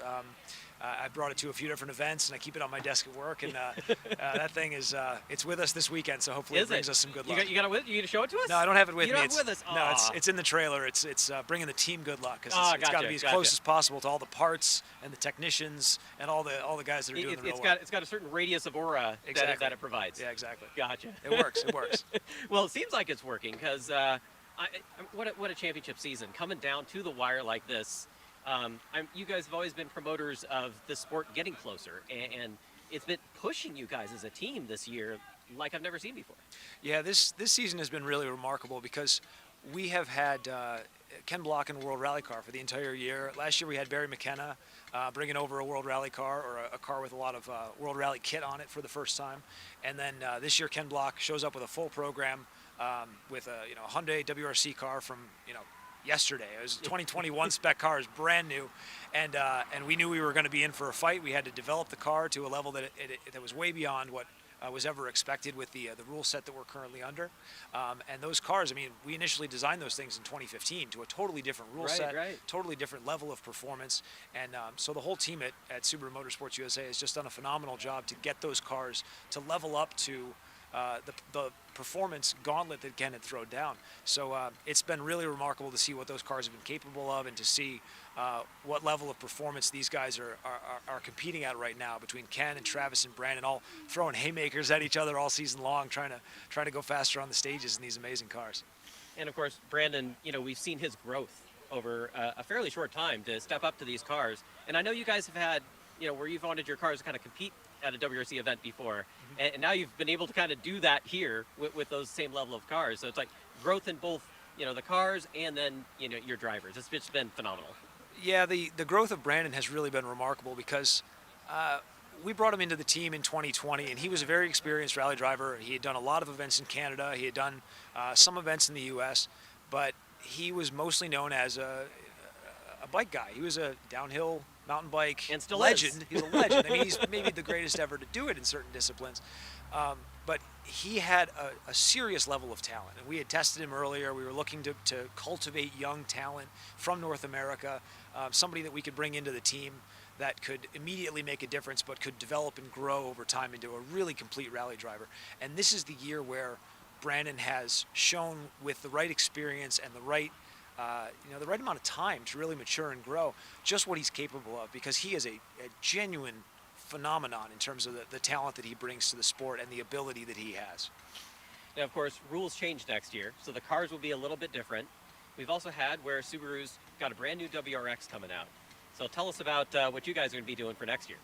So yeah, we are at the end of the current rule set for ARA, and we're looking at a totally new rule book for next year, which you've already talked about, and I know Preston and the whole team at ARA have been working on for months and months now.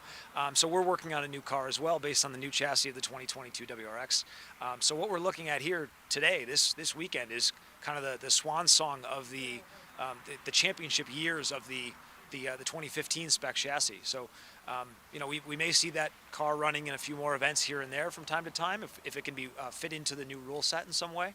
But we're working flat out on a new car for 2023 and beyond that is going to be a total ground up redesign and based on a new chassis and built to a new rule set. And we're very excited to see the direction that the series is going in, and the amount of competition that we think we can bring in by having more of the Rally 2 cars, the R5 cars that currently run in their own class in RC2.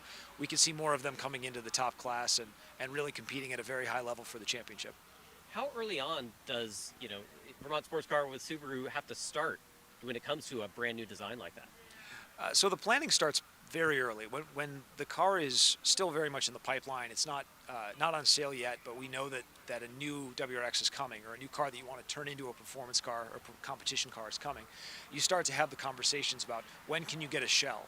What is the rule set that you're going to build to? What series are you going to compete in, and all these things. And so we've been working on that project for probably over a year now, and there's still quite a bit of work left to do. As you know, we're just hitting the off season now. So it's very much a long and time-intensive process, because there are a number of parts that have to be developed from the ground up, and you have to develop the shell, the whole chassis. You have to figure out the aero package. You have to figure out what's the livery going to be, and all the little details. Everything down to the electronics, livery. yeah, all this stuff. There's so much of it that goes into designing a car, and designing a car that can be competitive right out of the gate is so important, because you want to put in the time to make sure that the first time it gets out on the stage, it's ready to win. Otherwise, you've wasted an opportunity. So we're working very hard to make sure that when that car hits the stages next year, it's going to be ready to go and ready to win right out of the box. Well, we're very excited to see what 2023 is for the Subaru Motorsports USA. You guys always come to win it. Bring a great crew and really help promote the sport. And we're really excited about it. Well, thanks a lot, Mike. Really appreciate it, and hope we have a great finish this weekend. Well, yeah, we were actually talking this morning with Brandon Semenuk and Travis Pastrana about preparing for this final day. We know that Ken is not restarting, but that doesn't mean it's quite over. Right. The way the point scenarios play out, it's very, very important that Brandon finishes well if he's going to overhaul Ken for the championship. And Travis obviously wants to do well. He's a fighter. He's a driver to the core, and he wants to win. He wants to do well. So these guys are, they've been pushing, and Brandon is looking to bring home the championship, but he also wants to be competitive with Travis, and the two of them, they're competing for dollar bets on the power stages, and they're so competitive with each other. So it's a great team dynamic, but we're coming down to a situation now where Brandon has to bring it home if he wants to win the championship, and we're excited to see if it can happen. With all the different permutations coming into this event, how much were you on the calculator after the end of every stage? Oh man, I have spreadsheets on spreadsheets on spreadsheets on my laptop, and I was working on them until the small hours of the morning last night. Once we knew that Ken was out, didn't know if he was going to restart or not. We had all these different scenarios going. I think I've been working various spreadsheets since about New England, about July. I've had various championship scenarios of how it could play out with the points, and the power stage obviously throws a huge additional factor into the way the championship can play out. So it's certainly been a nerve-wracking couple of months, but right now there's basically only one scenario, and that's if Brandon brings home the win, we win the championship. And that's what we're hoping for right now, and we'll see what happens in the next couple of stages. All right, well, we talked with Brandon and Travis this morning as they started this final day, and here's that little conversation. All right, we're here this morning with Brandon. Brandon, yesterday we knew it was going to be challenging. The night stages might decide it all. Tell us about your yesterday. Yeah, I mean, Friday was kind of the day. We knew that. We wanted to put a big push on. Ken was fast. We weren't putting as much pressure on as we'd like, but enough pressure for obviously him to make a mistake. Yeah, I mean, even without that, like the conditions were so tricky. It was so easy to go off at any speed, just to get caught out if you had the wrong note or just, yeah, didn't catch something that was gonna, make the car slide off the road or anything like that. So yeah, mega tricky day, long day. It was almost 80 miles, and then today we got only 36 miles to go, but a little bit narrower stages, a lot twistier, and yeah, it's gonna be the longest 36 miles I've ever driven. All right, we're here with Travis Pastrana. Travis, yesterday we knew it was gonna be tricky, but wow, that was insane. It was intense out there. We were going absolutely, wide open. Tried to take the first stage a little cautious, and Brandon and Ken were just on another planet. So tried to pick it up. Still, Ken was definitely the one to beat, and we were just blew my mind. Couldn't even drive the rest of that stage pretty much when we saw Ken off, and it was a super slick corner, and but Brandon had gone through first, and we almost put our car right where Ken's was, honestly, and Alex was still in the car evidently at that time. So yeah, it's tough. Today's going to be tough, but at the end of the day, we want to get that win. Hopefully Brandon can keep it on the road and we can get us a Subaru championship. But I'm out of the championship hunt, but I still want to win one of these this year. Well, that's the thing. Looking at the points, potentially you could still win this event and Brandon still be champion. Yep, no, that's for sure. And Brandon, he's got to play it smart. He's going to stay on the road, but Brandon likes to win as well. So he's a competitor, and honestly, he was behind a lot of walls to get this championship this year, and this is the last 2 rounds he had never been to. He'd never been to this round. This is a tough one to finish, and it is far from over. So much can happen. You know, the power stage is one of the rockiest, gnarliest, slickest, muddiest, technical. Like the 2-wheel drive cars are going to have a hard time getting through there, and you know he's got to put in a time that's. If I were to win, he would have to be basically top 3 in the power stage. So that's still, you know, you got Tom, you got a lot of good guys. Dave put it off big yesterday. A lot of guys had put it off big yesterday because, you know, the rally was just so diabolical. It was slick. Once you turn off the lights when it got nighttime, it was tough. So one thing I noticed, because I'm being observant here, is a different wing on the back of your car. You guys maybe testing some stuff out for next year's build?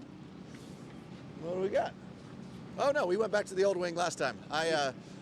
I need front grip, and I told the guy, especially being here, anything that's high speed, the rear wing works amazingly well and gives us that forward drive out of the corner. Brandon drives more like Sebastian Loeb, where he's just real nice and tidy in and gets a lot of power coming out. I like to be sideways coming in, and when I come in and that doesn't allow that to happen, I get a lot of front push coming out, so it's just kind of driving preference for us. All right, well, good luck out there today. Thank you.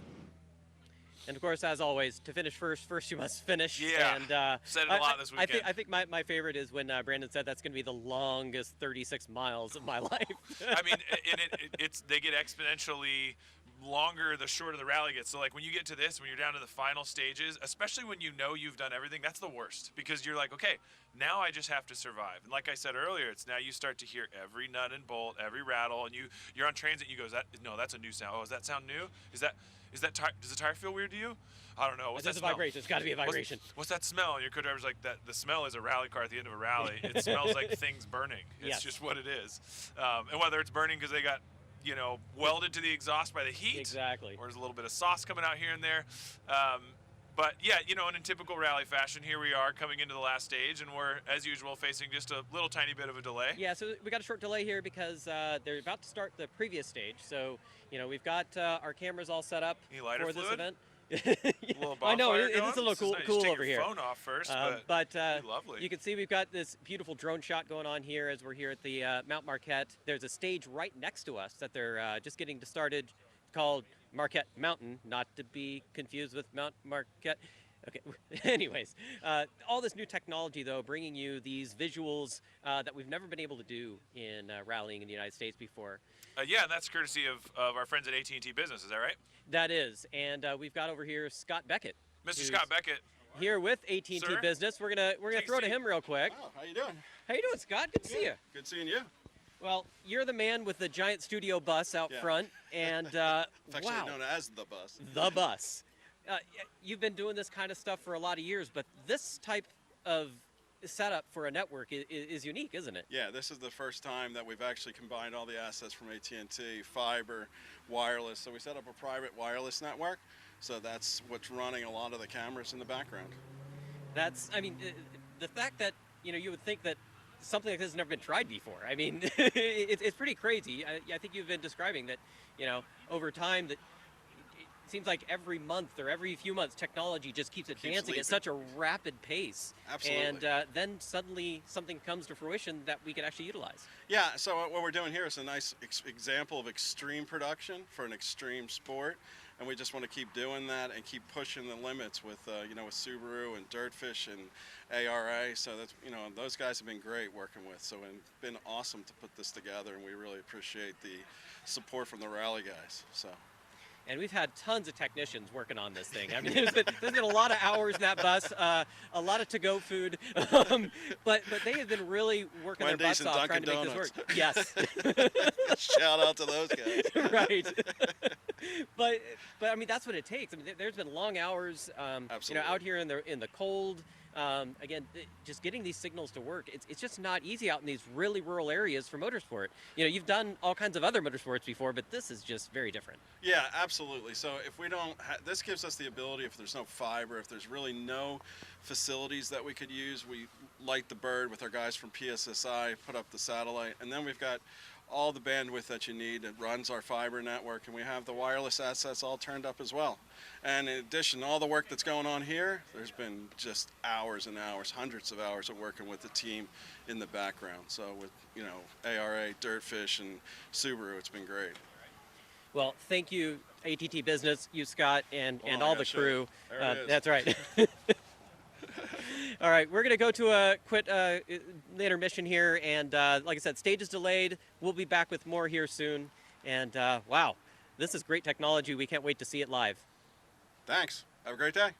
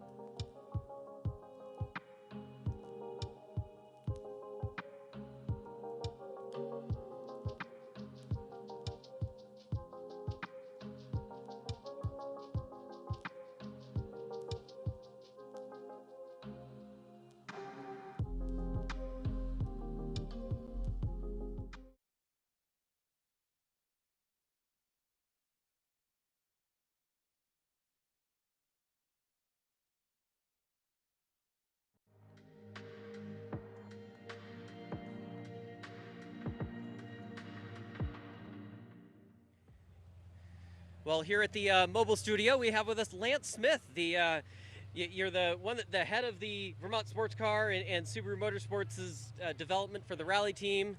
Yes, How is it, Lance? It's good. We're at the event. Weather's been pretty wild this weekend. We had snow, we had a little rain, a little colder than we were expecting, but this is LSPR, and this is what you get. You've been to LSPR countless times, both yourself and of course, with being the team principal and whatnot. especially it coming down to the wire. It's not the first time. You remember that big tough one in 2013? Yeah, this is an amazing event, and as I described it last night to a couple of people, in the World Rally they used to end the championship at the RAC, and they had Kielder Forest. Yes. And everybody would go in, the rally cars would go in, you never knew who was going to come out. And LSPR is getting the same sort of reputation there. It's pretty tough. Those roads last night were extremely slippery, and you just never know what's going to happen. The later at night it gets, the wilder it gets in there. So we've come here before with good results. We have a chance of getting good results again this weekend. What's happening in the sport now is amazing with this broadcast on international YouTube right now. The infrastructure that's put in place right now at this rally today is just amazing to see what's happening. Technology, crazy. Yeah, no, I mean, if you think about just over the years, we've had, where, you had to wait for somebody to, I guess way back with in Europe, they had teletext or what they called it to get results. And, here you just wait till somebody, finally finished calculating the final time cards to kind of tell what was the finished results. Well, we've now got Rally Safe, to give us more of a live timing, and then to come to this, where we actually have a live stage. Well, when we were here before, you never knew what happened at the rally until you actually stopped, went to a phone booth, and made a call to tell people what was going on. So, I love it. That really happened. But now it's instant. People are at home watching. It's pretty exciting, bringing the excitement right to people in their house. Very nice to see. So we're looking for it. You're shivering over there. I know, a little bit, it is chilly out here. I must say, I am from the Pacific Northwest. It gets a little cool out there, but it's been unseasonably warm in Oregon. It was still over 80 degrees when I left there in October, unseasonably. Very nice. And so the transition has been difficult for me. So apologies for the shivers. Yeah. No, it's really good. But you're up there in Vermont, where you're used to the snow and the ice, and you guys can definitely build the cars for that. You got a new car that you're building. We are. Are we going to see that at Snowdrift, the coldest of the events? No, I will tell you right now, you won't see it at Snowdrift. We don't want to put any false reports or promises out there. We're working on it. We are working hard on it. We're adapting to the new rule set. And we've got to compete with our new car with other cars that are built and designed by other manufacturers at world level. And they've been doing it for a while now, too, right? Yeah, they've got a few years on us with this class. So we're going to work at it, and I have great hopes for it. I plan to come back and be competitive as we have been the last few years, and just keep it going. That's our job. You've had some changes in the team over the last few years. You've got Brandon Semenuk now on there. I bet you're pretty pleased with that decision at this moment right now. Brandon's turned out to be an amazing driver. With Patrick on the West Coast, great team.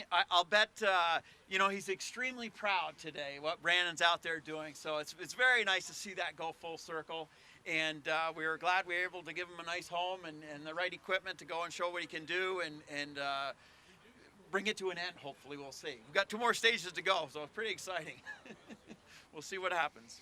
All right, well, another change has been going on. You guys have your launch control series for Subaru. It's been such a great way to follow the action throughout the seasons for many years now, and it's got a little bit different format, but it's still playing consistently, and we've got the latest episode we're going to be showing right here. Okay, excellent. These roads are fast. There's a lot of consequences. The trees are right next to the edge of the road, big drop-offs. I've crashed 3 different times on this stage alone, so we're going to try to get this one done this weekend. Chris, going. It's got a bit of everything, but there's quite a few parts of it that fit my driving style, and I think it should be a pretty good event. Sorry.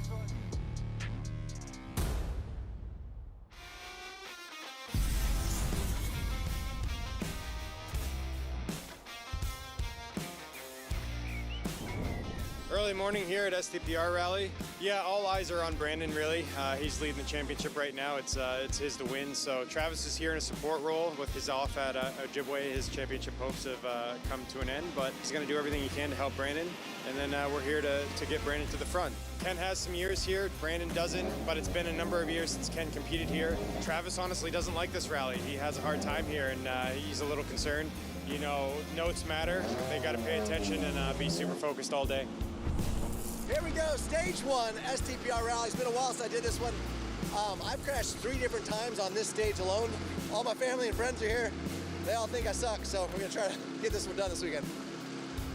8.71 miles, multiple crash stage. Good luck, mate. Good luck. 5, 4, 3, 2, 1, go.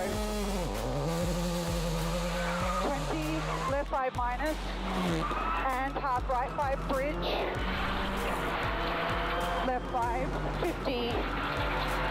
Max crest going. Oh. Max crest going.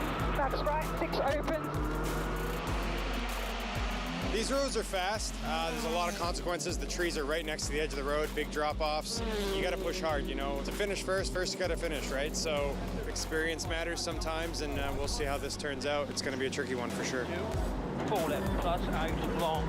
First time at STPR, not ideal considering the championship battle we're in, but I feel like we've got some good set of notes and the roads look good. It's got a bit of everything, but there's quite a few parts of it that fit my driving style, and I think it should be a pretty good event.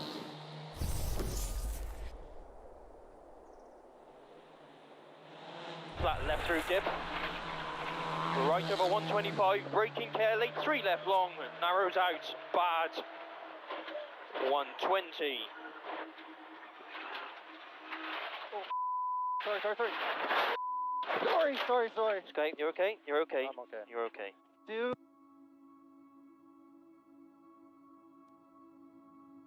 What? It's okay. What? Listen. You're okay. I know I'm okay. I'm just.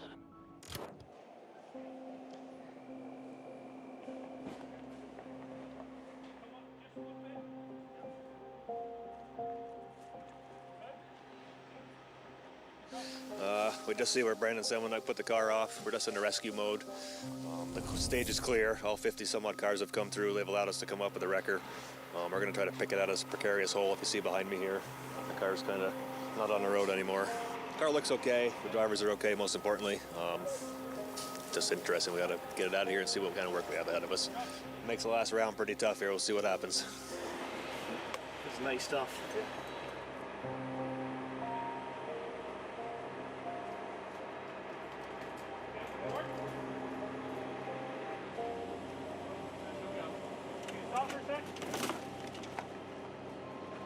I mean, looking at it right now, I'd say it's likely not runnable. There's a lot of cosmetic damage with the inner sheet metal, which we don't have on us. And everything is so crumpled that I don't think pulling, prying, and pushing is going to do it. But we'll take a look. You know, the cage actually looks pretty decent. It's just everything around it that's kind of a mess at the moment. But we're going to give it our all. We'll get it back to service and do what we can.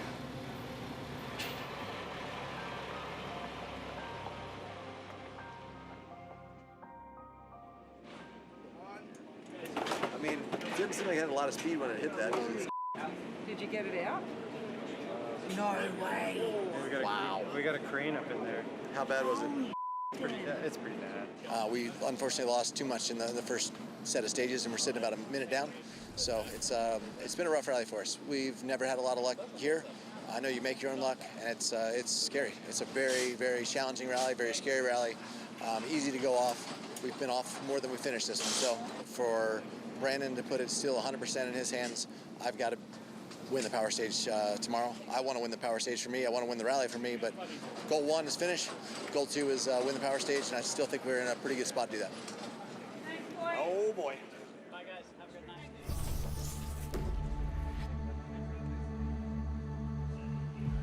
Yeah, so we got the car out of the woods. We're here at this shop we're going to use tonight. The cage looks pretty good, honestly. You know, ARA are going to come down. They're going to take a look at it with us, and we'll make a call from there. I know. Well, you were texting us. We want you guys to just look around the cage. Okay. Okay.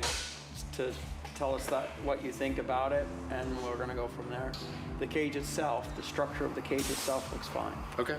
But we want your opinion before we spend the hours to work on it. Right, yeah. You don't want to spend all night working on it and have us. You understand. Yep, I get it.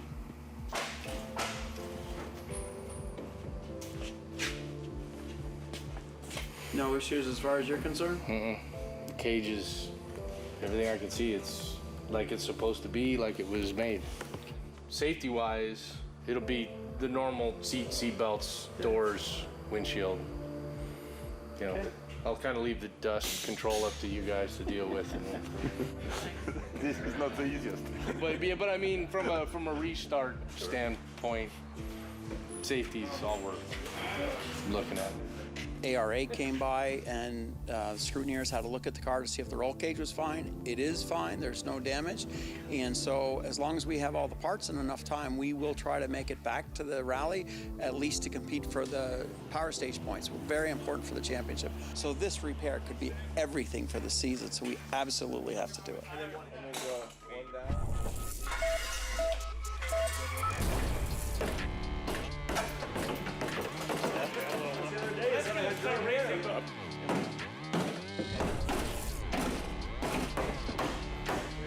Yes, that's working good. Yeah, it's just got.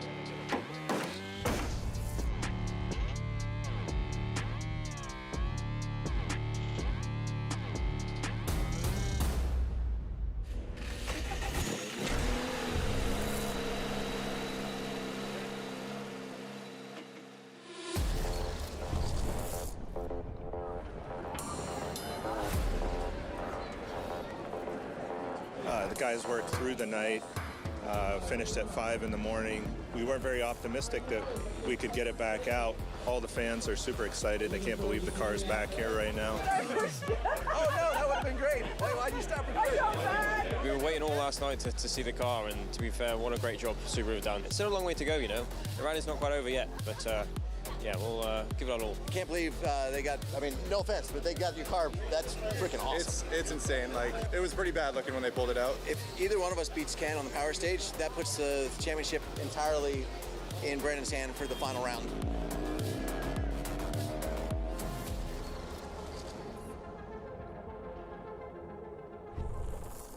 You know, the car definitely looks worse for wear, but it's good to go. It's driving straight and feels great, so keep pushing on. It's rally. Go.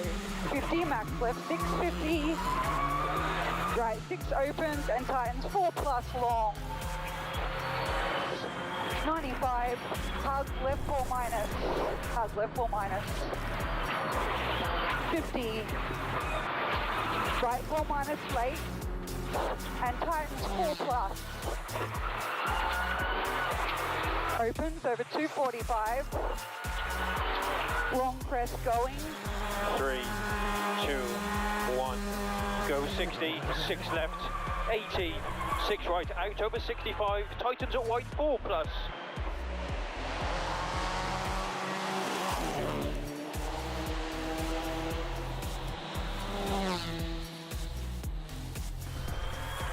Opens over 150. Continues past max crest. 120.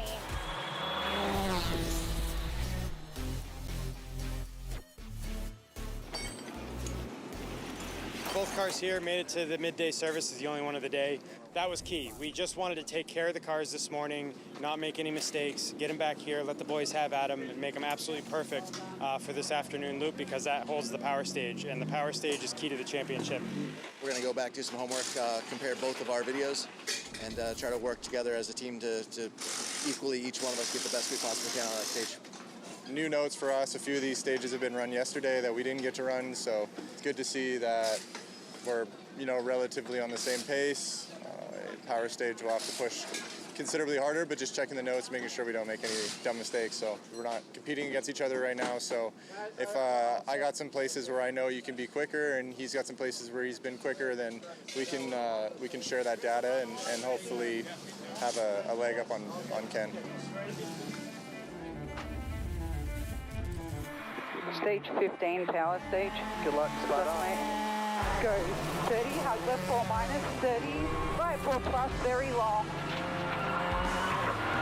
Brow 95, right 4 plus, don't. 50. Come on, baby. Crest 20, max right 6 minus, 50, left 4 over crest.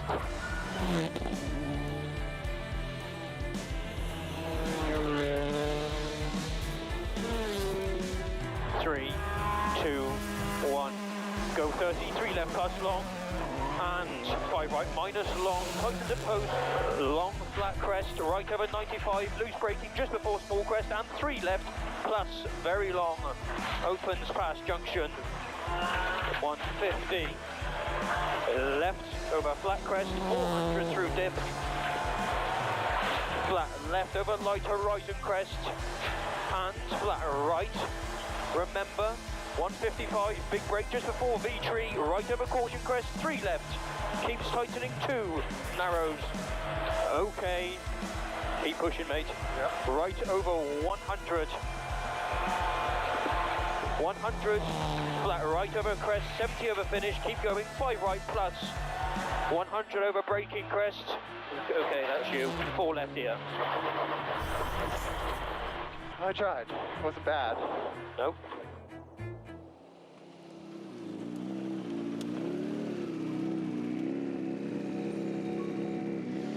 And Power Stage meant a lot for Subaru Motorsports' chances for Semenuk's chance at the championship. And I mean, Ree and I aren't out of this mathematically, but we need 2 DNS for those guys and win in the final. So not looking great, but we nailed it. Ree nailed it. I nailed it. We had it memorized, had it dialed in. Semenuk said he had the stage of his life, and we lost over a half second a mile to Ken. We were flat out in there. I don't know what else we could have done. Travis and I felt like we did everything we could to win that stage, and Brandon and us come exactly a draw, so it was pretty crazy, to be honest. So obviously LSPR is going to be nuts when you think about the championship. So it's coming down to the last round, and we'll see what happens. Power Stage has really been a wild card this year, and it's factored into the championship in a big way. We did what we could last night to get that car back together to give Brandon that shot at the Power Stage. The fact that Brandon was able to come back on day 2 at STPR and pick up those 4 critical Power Stage points, that's significant. Can't thank the guys enough for getting the car back together and even having the opportunity to get those points. So those 4 points will make up some of the margin between him and Ken going into LSPR. Yeah, obviously not the ending to STPR we were looking for, but amazing that we were able to compete again today. The team got the car together. It ran just as good as it always does. It's still feasible to win the championship this year, so we'll go into the last event, push as hard as we can, and you know, anything can happen. I mean, we'll do our homework and we'll throw everything we got at it.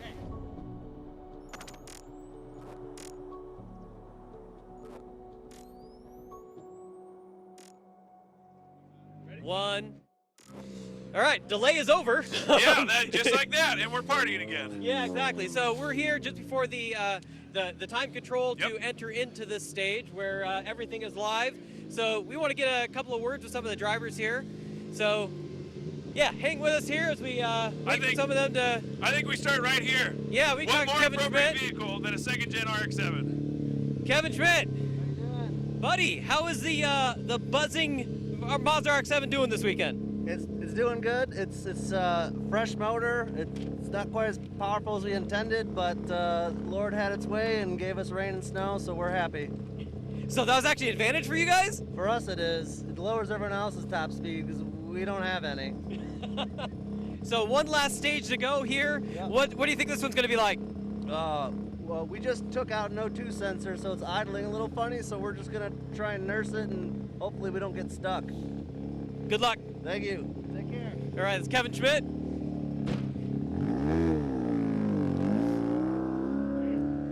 Is this Ryan George? Yes, sir. We do have Ryan George. Oh, the world's greatest beard. Mr. Ryan George, how's everything going out there? Going pretty good. We're just happy to be here at the finish. Start cracking open some beers and have some fun after this. Hey, whoa, easy, cowboy. The finish is not just past this board, but then through the whole stage, and then at the end, then we finish, then we crack beers. Okay, that sounds like a good plan. I like that better. Everything been going smooth? I know you made some big changes to this car this season. It's been holding together for you? Yeah, it's holding up pretty good. We had a slight issue yesterday with a wire, a terminal burnt up, and kind of made our day kind of short. Hey, same. But we got it fixed. We're back out here today, and we're having a slight idle issue. That's why I got to hold that like $2,000. But other than that, the car runs great when it's off idle, and I'm driving like a madman. Yeah, you always are. Give him help, man. We'll see you out there. Thanks, guys.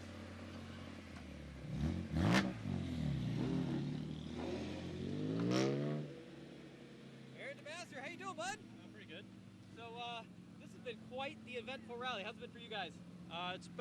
It was all right. Today was a lot better. Yesterday we ran into a stump and bent the control arm and sprung a leak in the cooling system. Oh wow, what'd you guys do to fix it? We kind of deleted some stuff and made some hose work that we got from a friend, and it seems to be holding for the most part. For the most part. That sounds like rally, doesn't it? Yep. All right, well, you got one last stage to go. What do you think about this one after doing recce? We actually didn't even get a chance to recce this one, so we're kind of going in blind. Well, that should be exciting way to finish. Oh yeah, for sure. All right, good luck. Yep, thank you. Never a dull moment. Never a dull moment. Oh. Yes. This right here, we call this a real American hero, okay? I'm just saying, I don't know if you guys see what I'm seeing, but I see an think we need AMX. an American flag and a bald eagle on this thing. Woo! Oh, he just went right past come us. on. Come on. Tim doesn't even like to party. Oh, at least he laid an 11 for us. That was awesome He right did there, give us a man. little bit of No, love you there. can't get away. Let's walk and talk. Do you think we can get over there? Here's the thing about Tim. Let's see if we can reach. Tim started Team O'Neill Rally School. One of the most influential and important people in this entire field, because Tim's vision led to essentially the first place in North America that kids like me who were excited about rallying could go and learn how to not kill themselves on their first stage, how to not make a mistake. We're not going to let you get away that easy. You know, show up into the sport having no idea what we're doing. And because of that, obviously his legacy sort of lives throughout the field. But I think the most important thing about Tim is this glorious chariot here, that you have managed to make this far into the rally. You beat me by, I don't know, 20 stages. Tim, how's it been for you? It's taken me a whole year to get this thing to finish. And I haven't finished yet, because I still got to go up there, over there, around there. Yeah, Ryan was just telling us, we're so excited to be, here at the finish. We can go drink beers. And I was like, what are you talking about? This is not the finish. No, I'm quite happy. I've been working on a lot of different things on the car, and the oil pressure was the one last problem. But now I still have a couple little things, but it pulls like a freight train. I am so happy. I'm winning the hearts and minds of the spectators, because they just love the noise and the rocks. I think anybody who's ever spent more than 10 seconds with you, you already won their hearts and minds, but it doesn't hurt having this thing out on the stages. How's it going with Glenn out there?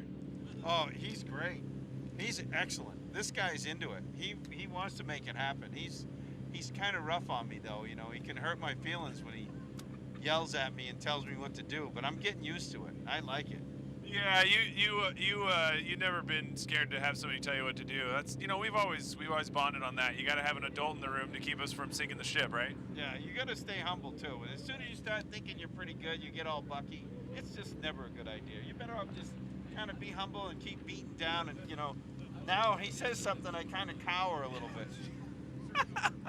That's my man. Well, you've got just a couple miles to go. Give it hell out there, boys. Thank you so much. Good luck to you. Well, we can say hi to Dylan Murcott over here. Dylan! Man, this has been one hell of an event, huh? It's been pretty wild. We chose the wrong tires yesterday, so we put ourselves in a huge gap. We lost probably 4 to 5 minutes yesterday, but we've been crushing it today. The car's been great. Andrew's been great. We're winning that stage so far with the first 8 cars, but that doesn't mean anything, so. You've been all around this country competing in all the events, and then it comes down to this one. I mean, a tough event. Tell me what it's been like just traveling the country to do all these rallies. It's been great traveling the country this year. You're going to like this. I think the West Coast rallies were my favorite this year. Oregon in particular. I actually think Oregon was probably my favorite, to be honest. We've had terrible luck. I did not pay him to say that. We've had terrible luck the last 3 events DNFing, but it's been amazing. Really fun year, and hope we're back next year. All right, we look forward to seeing you, and one last stage to go. Can't wait. Good luck. Good luck, boys. I feel great, man. I'm just excited to see you guys out here. Still running. Yeah, well, we have 1 more stage to go. Don't want to jinx anything yet. We started the season out by having a nice battle together at 100 Acre Wood, and then since then it's just been a battle of who can keep their car together longest and survive to the finish. And we traded the points lead a little bit here and there, and now we're both just hanging out in the back watching other people win the party. Yeah, pretty much. We're just having everybody else have the fun, and we're just in the back struggling because we can't finish a rally. Yes and no, but I think that's kind of the magic is like once you lose that, once you know that the championship's out, like, I mean, I can see you right now, you look like you're having more fun than you've had all year.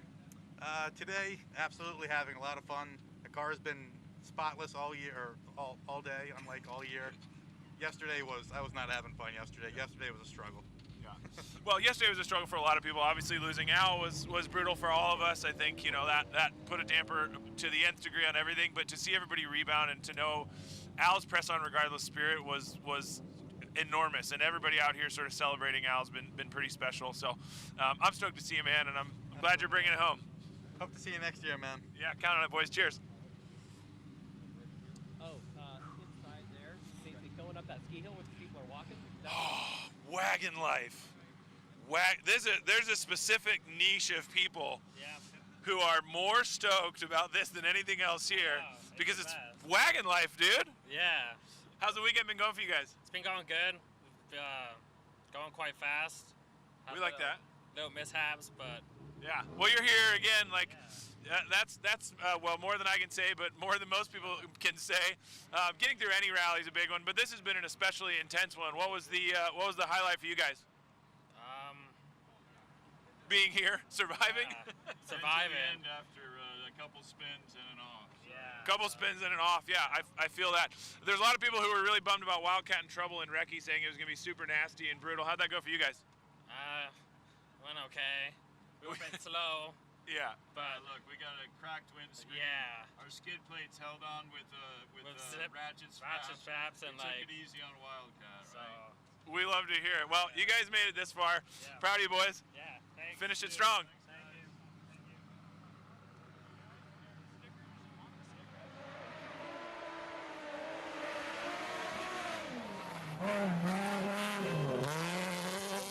Drive class. We have Nick Allen and Allison LaRosa. You two have been like the field upsetters for this event. Yeah, I guess so. I think we just came here wanting to run our own rally and go fast and have fun, and it's been paying off. You know, it's in a tough championship season for you because last time I saw you was Oregon Trail with a broken collarbone. Yeah, that was very unfortunate. I had a mountain bike accident 1 week before the rally, and I think that probably it definitely put a damper on my championship possibilities. So. But obviously you seem to enjoy these specific roads even though you've never been here before because you've been on it. Yeah, they're fast and flowy, and some are rough, and I mean, they're technical, and they're just, I don't know, they're a lot of fun, flat out, 5s and 6s, fast over crest, and Allison does a great job of calling the notes, and I have total confidence when she says, you know, blind crest into 6, so we just keep it flat, and it's a lot of fun. And of course, Allison, you've had your own challenges. You had a root canal before coming here. Yeah, root canal and then a surprise crown in addition. So I've been slowly tapering off ibuprofen and Tylenol, but it's all right. It's rally. It's rally, yeah, make it work. All right, well, one last stage to go. Good luck. All right, thank you guys.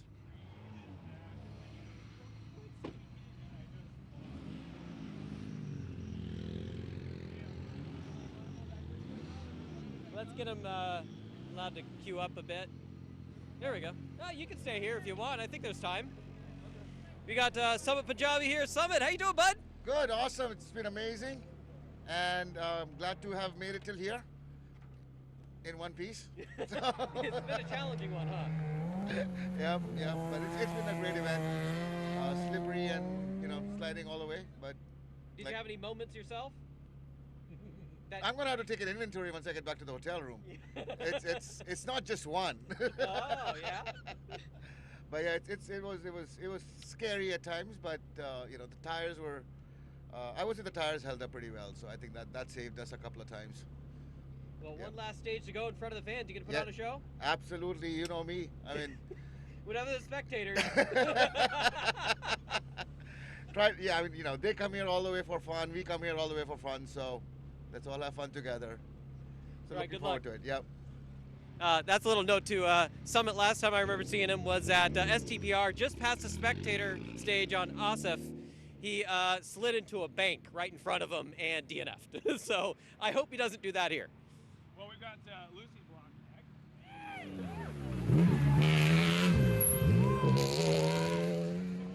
Lucy's shoulder for? You guys doing homework in here? Getting ready for the final stage? Well, I'm just trying to like not embarrass myself like somewhere on the stage. I definitely didn't embarrass myself this weekend, so I mean, just saying. Lucy and Michelle, you guys are you're the leading Block legacy right now. The weight of the Block family rests on your shoulders. How's your weekend been? It's been fun. I mean, it was shitty in the not that great in the dark. I think we've done worse already. You're fine. And it was, yeah, that was horrible. But then today's been more fun. Yeah, this is the first full season that you guys have competed as a family. How's that been for you? It's been so much fun. It's amazing when you do more than one rally or 2 rallies a year, how much better you get. Yeah, it's been incredible to watch, I think, for all of us to see Leah find her pace and you as well, and watch, Ken fighting for the championship, and then getting to see you guys together. And obviously not a lot of people get to see that between stages, but as a competitor, it's been fun to watch you guys just, having a ball, and I know it's meant the world to Ken. So one stage to go. Yep, here we go. We're just going to finish. Give it all, guys. Good to see you.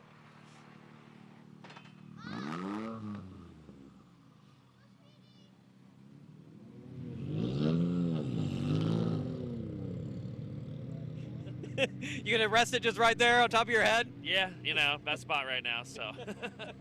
All right, Cam Seeley, man, one of the fastest guys in two-wheel drive. Man, why is it that you chose to come out to LSPR of all the events? I love the roads out here. They're awesome.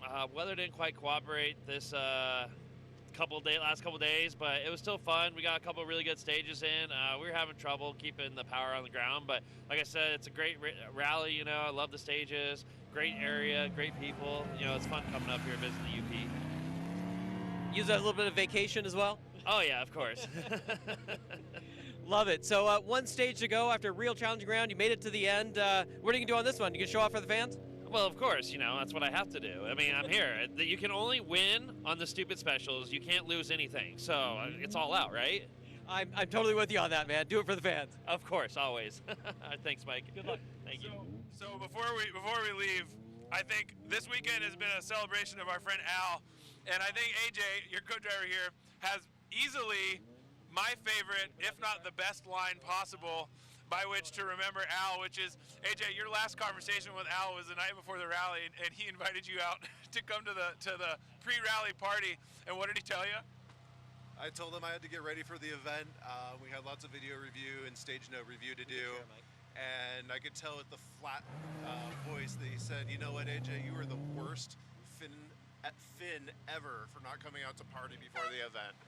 And I was like, you know what, Al, I'll see you later. And unfortunately, I didn't. So, yeah, no, it's a good memory for sure. With all the heavy-heartedness, it's really a good thing to remember him by for sure. There's a few people like you who had really awesome relationships with Al like that, and his legacy will live on forever. But from a guy like Al, that's the equivalent of I love you, man. We all get misty even just trying to talk about it with Al, but yeah, it's a pretty awesome memory, and I thought that was a pretty awesome one from AJ. Well, it turns out your microphone is apparently dying, so we're gonna have to get that fixed. I know. But we've got, of course, Leah Block here and Matt James. They were working on their car, so I don't think I want to interrupt them because it might be everything they can to keep that car going. Yeah.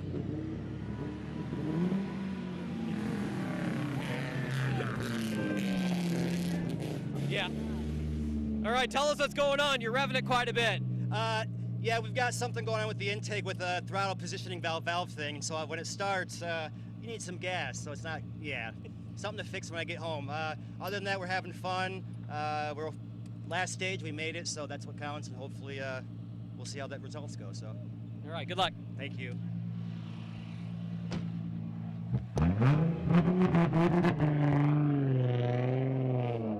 I can make you interview people while I go get this. Oh, this is so exciting.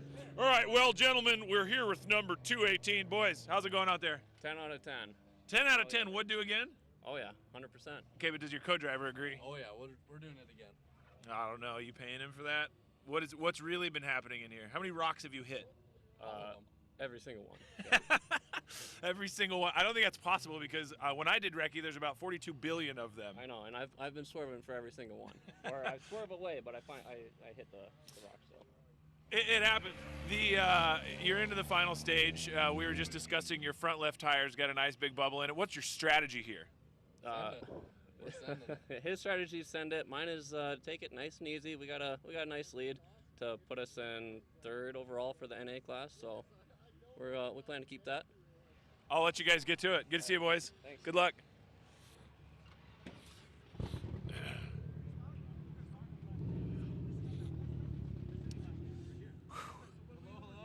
How you doing, buddy? Not too bad. A little tired, really sore. A lot of transit today, so the hips are feeling it. But yeah, I feel you. I woke up today and was also a bit sore, but for I would imagine. Yeah, you'll get that when you find the trees and such. You know what? The trees found me. Really, it was just meant to be. I think the warm embrace, warmer than I'd like. But you guys made it further than I did, and you're coming into the last stage. How's the rally been for you? It's not too bad. I think we're sitting 3rd right now in class, so we're pretty happy with that. Well, good. We're finding good pace. Yeah, good pace overall. Pretty happy for considering conditions. I mean. Yeah, the conditions have been incredible. What was the highlight of the weekend for you guys? Probably Mensch Creek. That was real fun. Last year we had different transmissions. We got a lot more power this year.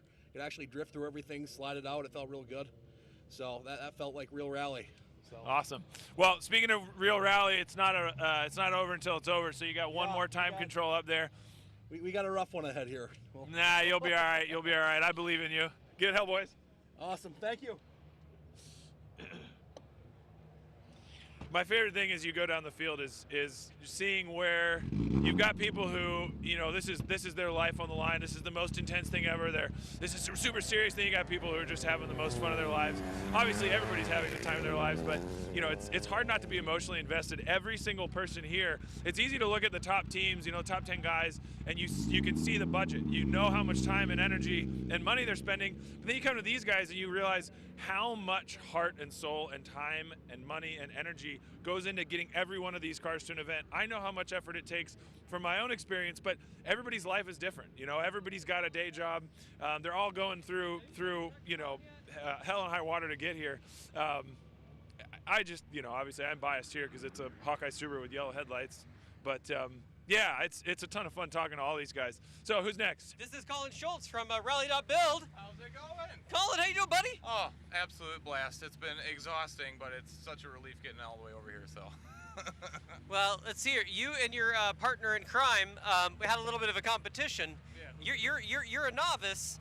You're gonna beat him. Yeah. And we played who could hit the tree the hardest, and he beat me at that, but we'll beat him to the finish line, so it's okay. Now, if I was looking at stuff, your results are looking pretty good. Are you going to maybe make the podium? Yeah, I believe as long as we get through this, we'll finish 3rd, so that's pretty cool. I'd say so. A novice getting on the podium. How about that? Good job. Thank you very much. One stage to go, though. Don't mess One it up. stage. We won't. We'll not try to show off too much. All right, good luck. Thank you. That was Gabe Jacobson, who is his partner with Rally.Build. So in the back of the car, for Al, we never quit. Oh, that's awesome. Everybody's doing it for Al this weekend. Forward. Yeah, we'll walk back up to the time control. Or a little closer anyway.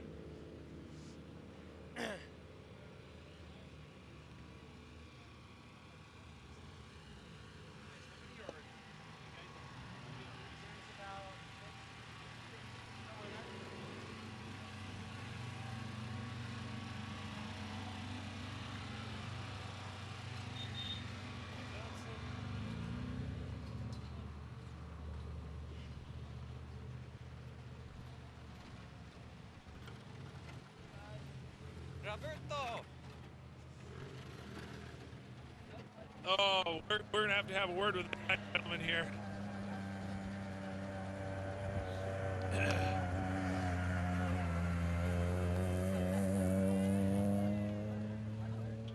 So I'm going to get a little bit of a primer here real quick. If you're wondering why we haven't seen the leaders yet, normally these rallies are done, fastest to slowest. But for this special set of stages at the very end, they did it for the 11th car through the finish, through the end of the order, our normal order, and then they reversed it for the top 10. So if you've ever watched WRC and they do their kind of final stage, they did the reverse of the top 10. It's kind of like that, but we're doing that at the back of the field. So we'll see Travis and Brandon Semenuk at the very end. of this group. So just wanted to let you know. So if you're wondering where they're at, that's where we haven't seen them yet.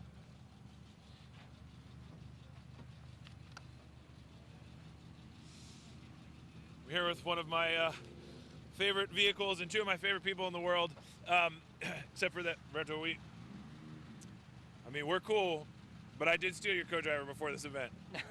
Yes, and that is kind of like stealing a girlfriend, or maybe even worse. Just don't let my wife hear that, but yeah. Uh-oh, it's live. Oh, shoot. But yeah, that was not a good move, Dave, especially because you didn't use it for very long. I know, and I put him in the woods and made him do some forestry work, but you didn't, you recovered very well. You got Bryce in the car. How's it been with you guys this weekend? It's been good. We've been very conservative, trying to make sure we made it to the finish. It's been a very tough weekend, and we wanted to make sure that we made it at the end, press on regardless, and we'll secure that championship. Well, you guys are on good form. You're driving smart. You're not over sending it into the woods. Bryce, how's it been for you, buddy? It's been a very challenging rally for me personally. And I just want to thank Roberto for encouraging me so much. He's been really awesome. This one's for you, number 50. This is for Al. We love you, buddy. I know everybody in the field is feeling it. We've all been going through every bit of it, but Bryce, I know you were super close with Al, and we've been thinking about you a lot this weekend, and I'm proud of you guys. You survived a really hard event, and even beyond the event, this is a pretty unprecedented challenge that we're all going through, and it's a reminder we all love each other, and we're stoked to see you guys out here. So one last stage. Absolutely. Thank you. Thank you. You probably got it going.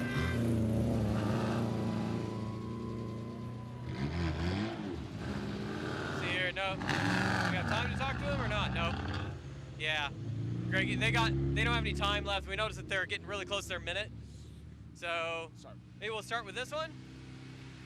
There's Vivian. Let's talk to Vivian. Yeah. Come on, Vivian. We'll just start taking a nice little hike. It's a good chance to talk about, it's. So you recce'd this stage, right? Yeah, it's a quick jaunt around the mountain here. This is a ski resort / mountain bike park / right now, just beautiful fall foliage. But it's not a very long stage, but it's really challenging. You start on, obviously we're on an actual gravel road right now. You go up through the start, you twist and turn around the backside of a building, and then you're on like a snowcat trail, basically. It's like a service road. You zigzag around, and then all of a sudden there's no road, and you're just in a giant pile of muddy rocks off camber, sort of slightly sliding down the hill. And, again, it's one thing to watch Brandon, Travis, and Ken come through here in those top cars, but these guys have so much work to get through the stage. You cannot possibly stress that this is all about finishing for these guys with one stage to go. Yeah, that last little bit, I drove it just in the rental car, and it was sketch. Yeah, it's unbelievable. Vivian, how are you, man? I'm good, thank you. How are you? Oh, doing great. I'm excited to see you in the Honda. How you liking it? I've actually been loving it. We've had a great weekend until we had some mechanical issues today. That was a bummer because we've been having a great weekend. Our notes have been great, been driving good. We had some good times, and then it stopped working. But Michael here's very clever. He figured out what it was, but by that time we'd lost way too much time to recover, Yeah, now it's just in it to finish now, yeah? Exactly, yeah. I had a little gardening excursion on the first stage today. Actually, right after the finish, I saw the red mist when I saw the finish flag, and he called a right 4 Titans minus, and I didn't hear the Titans. All I saw was the finish line. So anyway, I had my gardening excursion, and then we had our mechanicals, and now we're just going to bring her home clean, hopefully, that's it. No, we believe in you. I started rallying in a Honda myself almost 20 years ago, so there's a lot of love out in the world for these little EG Civic hatchbacks, and obviously everybody's been excited watching you. Is this your first full season of rallying? Yeah, I was here last year, so this is my first repeat rally. I did Oregon last October, November, whenever it was, and then Snowdrift and 100 Acre. Then I had to go on tour. Got to pay those bills. I've had a few rallies. I've had a few rollovers. I'm kind of learning. You're a real rally driver now. Hey, one stage to go, buddy. Thank you. Give it everything. Cheers. All we're gonna move down here to. We talk a lot about Cadwell. legends. Mike, you got a 1 Series BMW. We see a lot of BMW M3s, but not a 1 Series. Yeah, it was a pain to build, but it's fun. It's very fun. So some very challenging stages out there. How was it with this car specifically? Because like I said, it's a very unique build. This is a handful to drive. It's over 400 horse, and it's just rear wheels. So this stage has a little bit of a sting in the tail in the very last few turns coming down off the hill. You a little worried about that? No, not really. Not really. Just gonna take it easy and finish it. That's it. Well, 1 to go. Good luck. Yeah, thank you. You know, before we had a giant field of Subarus and we had, you know, all the turbo 4-wheel drive cars, we had the Eclipse, the DSM, Diamond Star Motors. They were made under many names, but this is it. This is like the original turbo 4-wheel drive superhero. How's it running? Like a starving cat. That's what we like to hear. How's your rally been, man? It's been fantastic. Absolutely stunning. Yeah. Start to finish, have you run this event before? No, last time I was here was 20 years ago. Yeah, that was a minute ago. Yeah. I was young. Yeah, right? How long have you been in this chassis? This year, just this year. We started at Snowdrift, we did Southern Ohio, and this is the 3rd race. That's awesome, man. Well, you've made it to the final stage. I'm not going to hold you too long. Good luck. Thanks, man. Cheers. Y'all have a good day.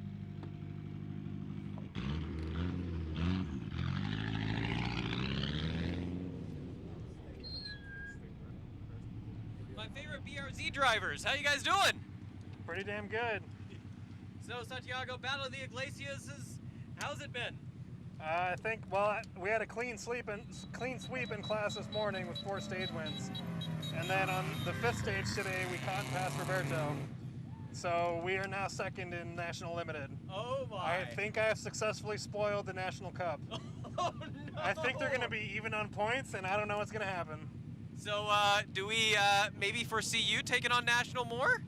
Yeah, sure. Now that we got Central Region, totally. The upsetter, Santiago Iglesias. Gotta beat Roberto, and I said I was gonna go for it, and we sent it. Well, man, 1 stage to go though. Yeah, I'm really excited. Good luck. Thank you.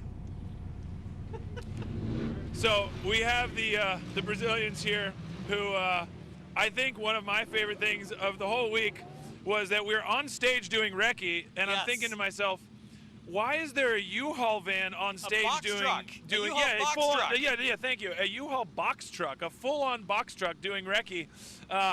And then I see a familiar face. What happened there, boys?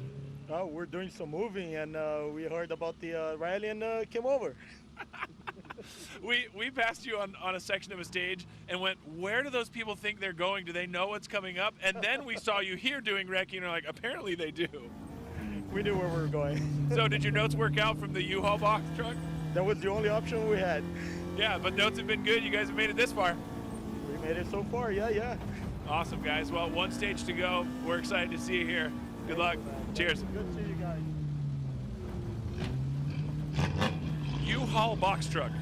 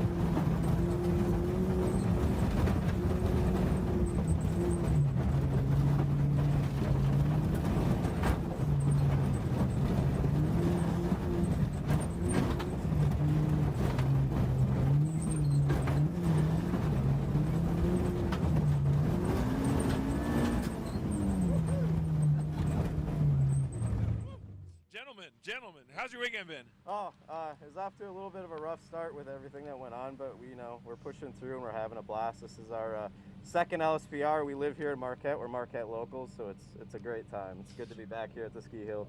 Yeah, we're stoked to see you guys out here representing the local crew, and you've been finding some pace. How's the car feeling for you? Yeah, I appreciate it. I mean, the car feels all right. I mean, it's pretty low budget, so we got to kind of take it easy in some spots, but we try to push hard where we can, and I mean, hopefully it pays off with a halfway decent finish this year. Okay, low budget, full send. Am I right? Hell yeah, man. Thanks, appreciate it. Good luck, guys. One stage to go. Scott Crouch. Right, Scott, how you two doing? We're doing good. We're here. You're We're here, at the final yes. stage. That seems to be quite the exclamation It's been an today. adventure from the get-go. But, How has the certainly event challenging. been for you overall? We've had a few mistakes, and that last real stage we impacted a tree and bent the control arm, so it's not steering real well right now, but I think we'll finish. Is it one of those, this is straight? That's right, yeah. Yeah. They're never easy, that's for sure, and this one's a challenging rally for sure. Well, I mean, that's what makes rallying so great, though, right? Right. It's never easy. Never and easy. those circuit guys, they got it too easy for them. That's funny, we had that conversation in the car about 20 minutes ago. This is not called NASCAR. Well, one last stage to go. Good luck. Thank you. Appreciate Keep it straight. All right. Well, except in the corners. Co-drove for me last year and helped me get to the overall podium. We're excited to see him still in a car. Ryan, if you'd been in the car with me this year, it wasn't actually as fun. Hey, I got a taco for you on this side, though. You got a taco for me? Right there. Yes! Good luck, boys. Wait, he's got a Scott, of course. taco? It's not even Tuesday? Yeah, I know, right? No, you're good here, buddy. How's your weekend been? Pretty good. How about you? You don't want to know.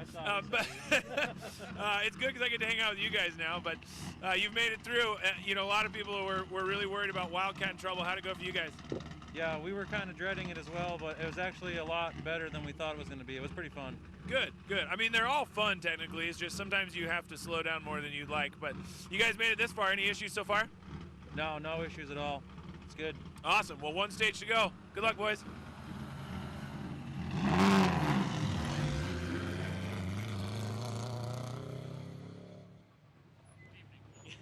Good evening, Mr. Putnam. How you doing? Oh, not too bad. We're still here. That seems to be what everybody's saying. Car's it's still taken a lot to shiny get- and all that. Yeah? Well, I know that you were saying earlier that this is your co-driver's first event. Oh, yeah. This is my first event. It's been amazing. I was going to say, quite the learning curve with those conditions. I've got a great instructor here, but yes, it's been an incredibly steep learning curve, but a lot of fun. At least the arithmetic is good. He's the finance guy, so. But overall, how has the event been for you? Oh, it's been good. I mean, the conditions today were quite a bit better. This will be kind of a thrill, especially when we get to the end. Going down the ski slope is quite. I mean, normally you'd want to peg it, but. Is that right here okay? Okay. Just somewhere where it won't. Sorry, it's a little distracting. There. Yeah. We've got KJ over here is our little runner putting in the onboard cameras, so that way we get live stream of onboard of you guys. Oh wow! Now you can put on an extra show. Yeah, that should be fine. So this will have to remain rated G, I take it. PG-13. How about that? Because my specialty is missing gear shifts in front of large numbers of people. Did it last year, anyways. Shout out to everyone back home at Bloomington Subaru. Good luck. Yeah, this has One been last great. stage. So we will see you at the finish. See you at the finish, Scott. Have a great one. Thanks, man. Take care. Thank you, guys.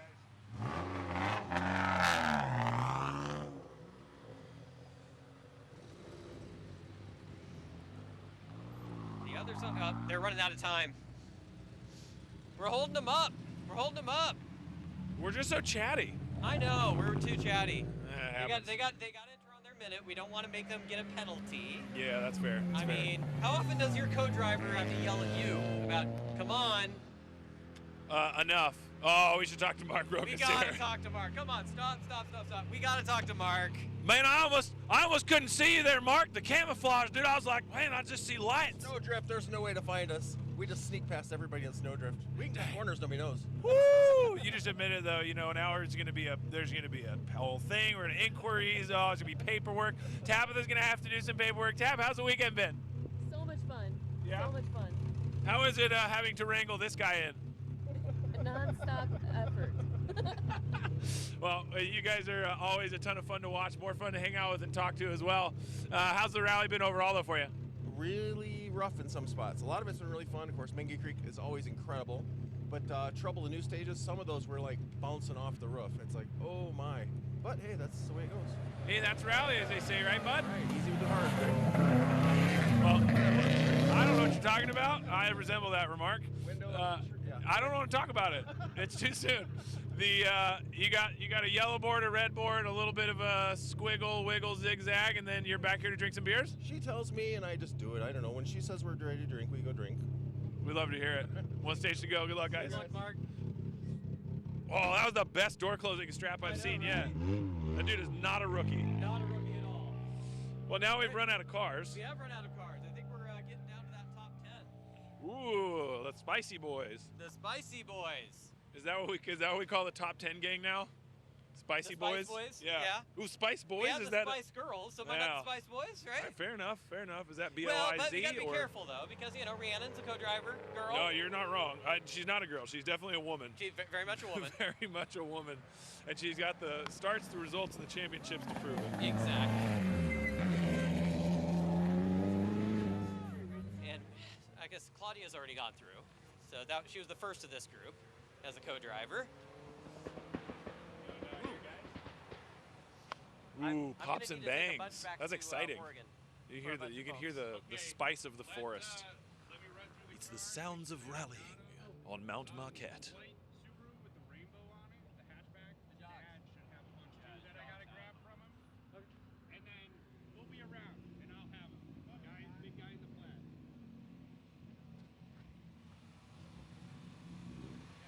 I'm not sure what we do now, to be honest. We go back towards the studio area. Yeah, we'll go through the gate here. Ooh, we're gonna break in. This is exciting. You are seeing live Mike Shaw breaking and entering into the Marquette Mountain Resort.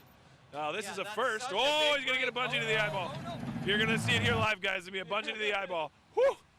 Spicy boys. Hang on, let's play. Let's just do this. There you go. There you go. Friend card. Thanks, guys. Thank you. Look at that. Oh, jeez. We're being chastised, berated. Right? It's being allegations levied against us. I tell you, no respect. You see the size of this microphone? Some people's children, I tell you.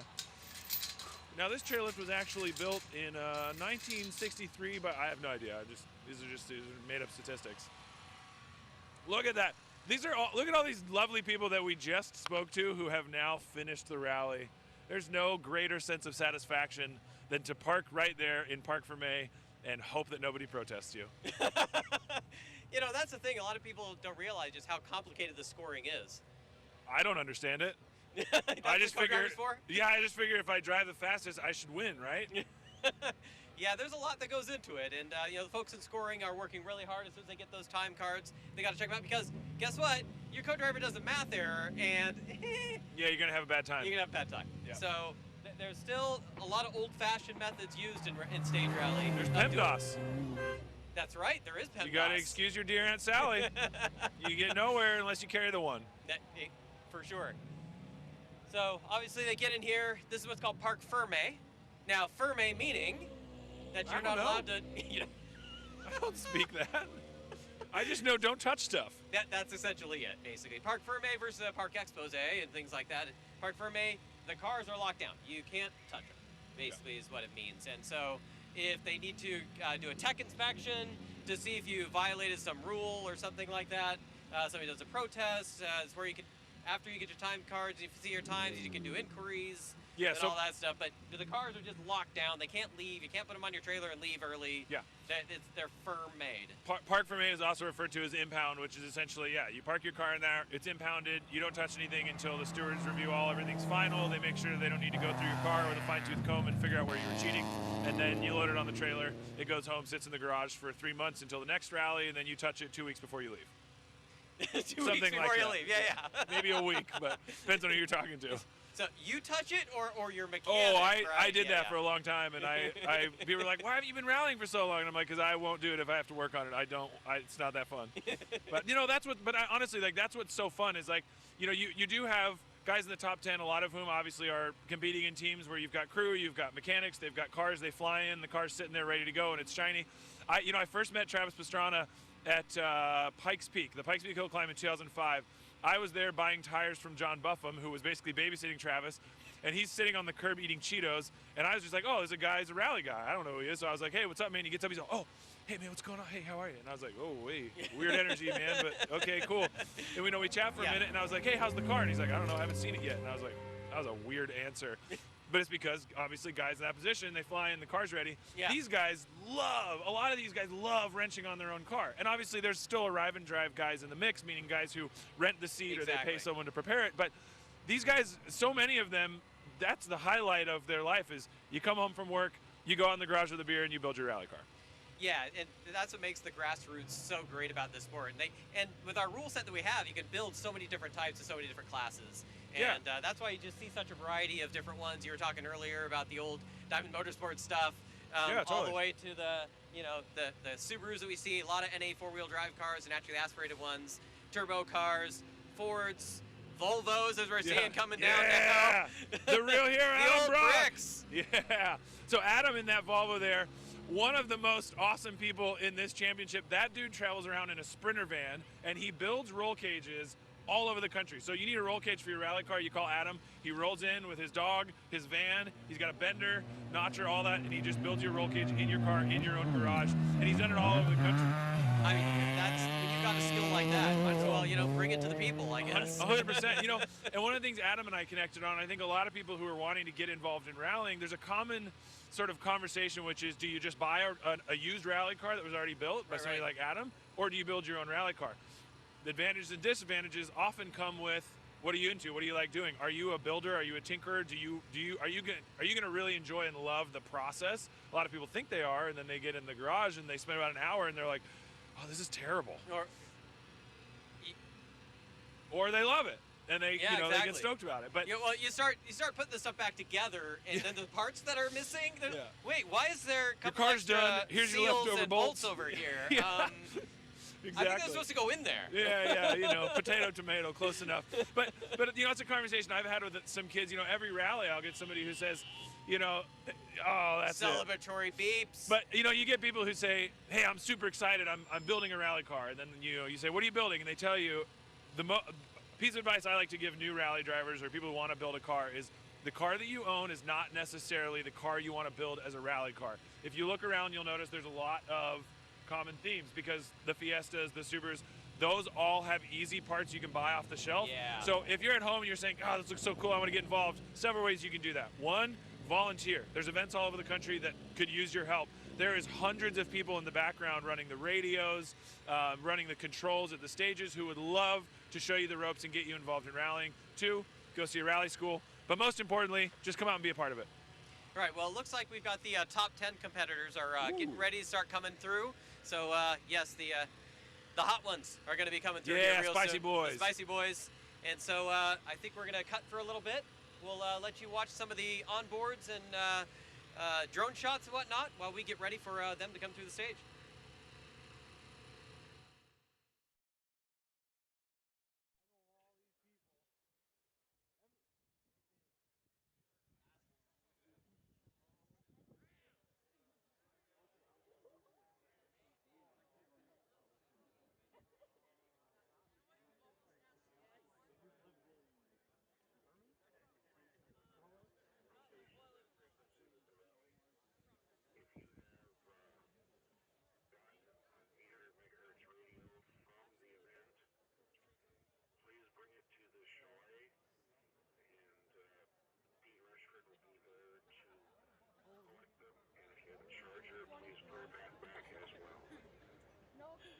have any questions, please get a hold of net control.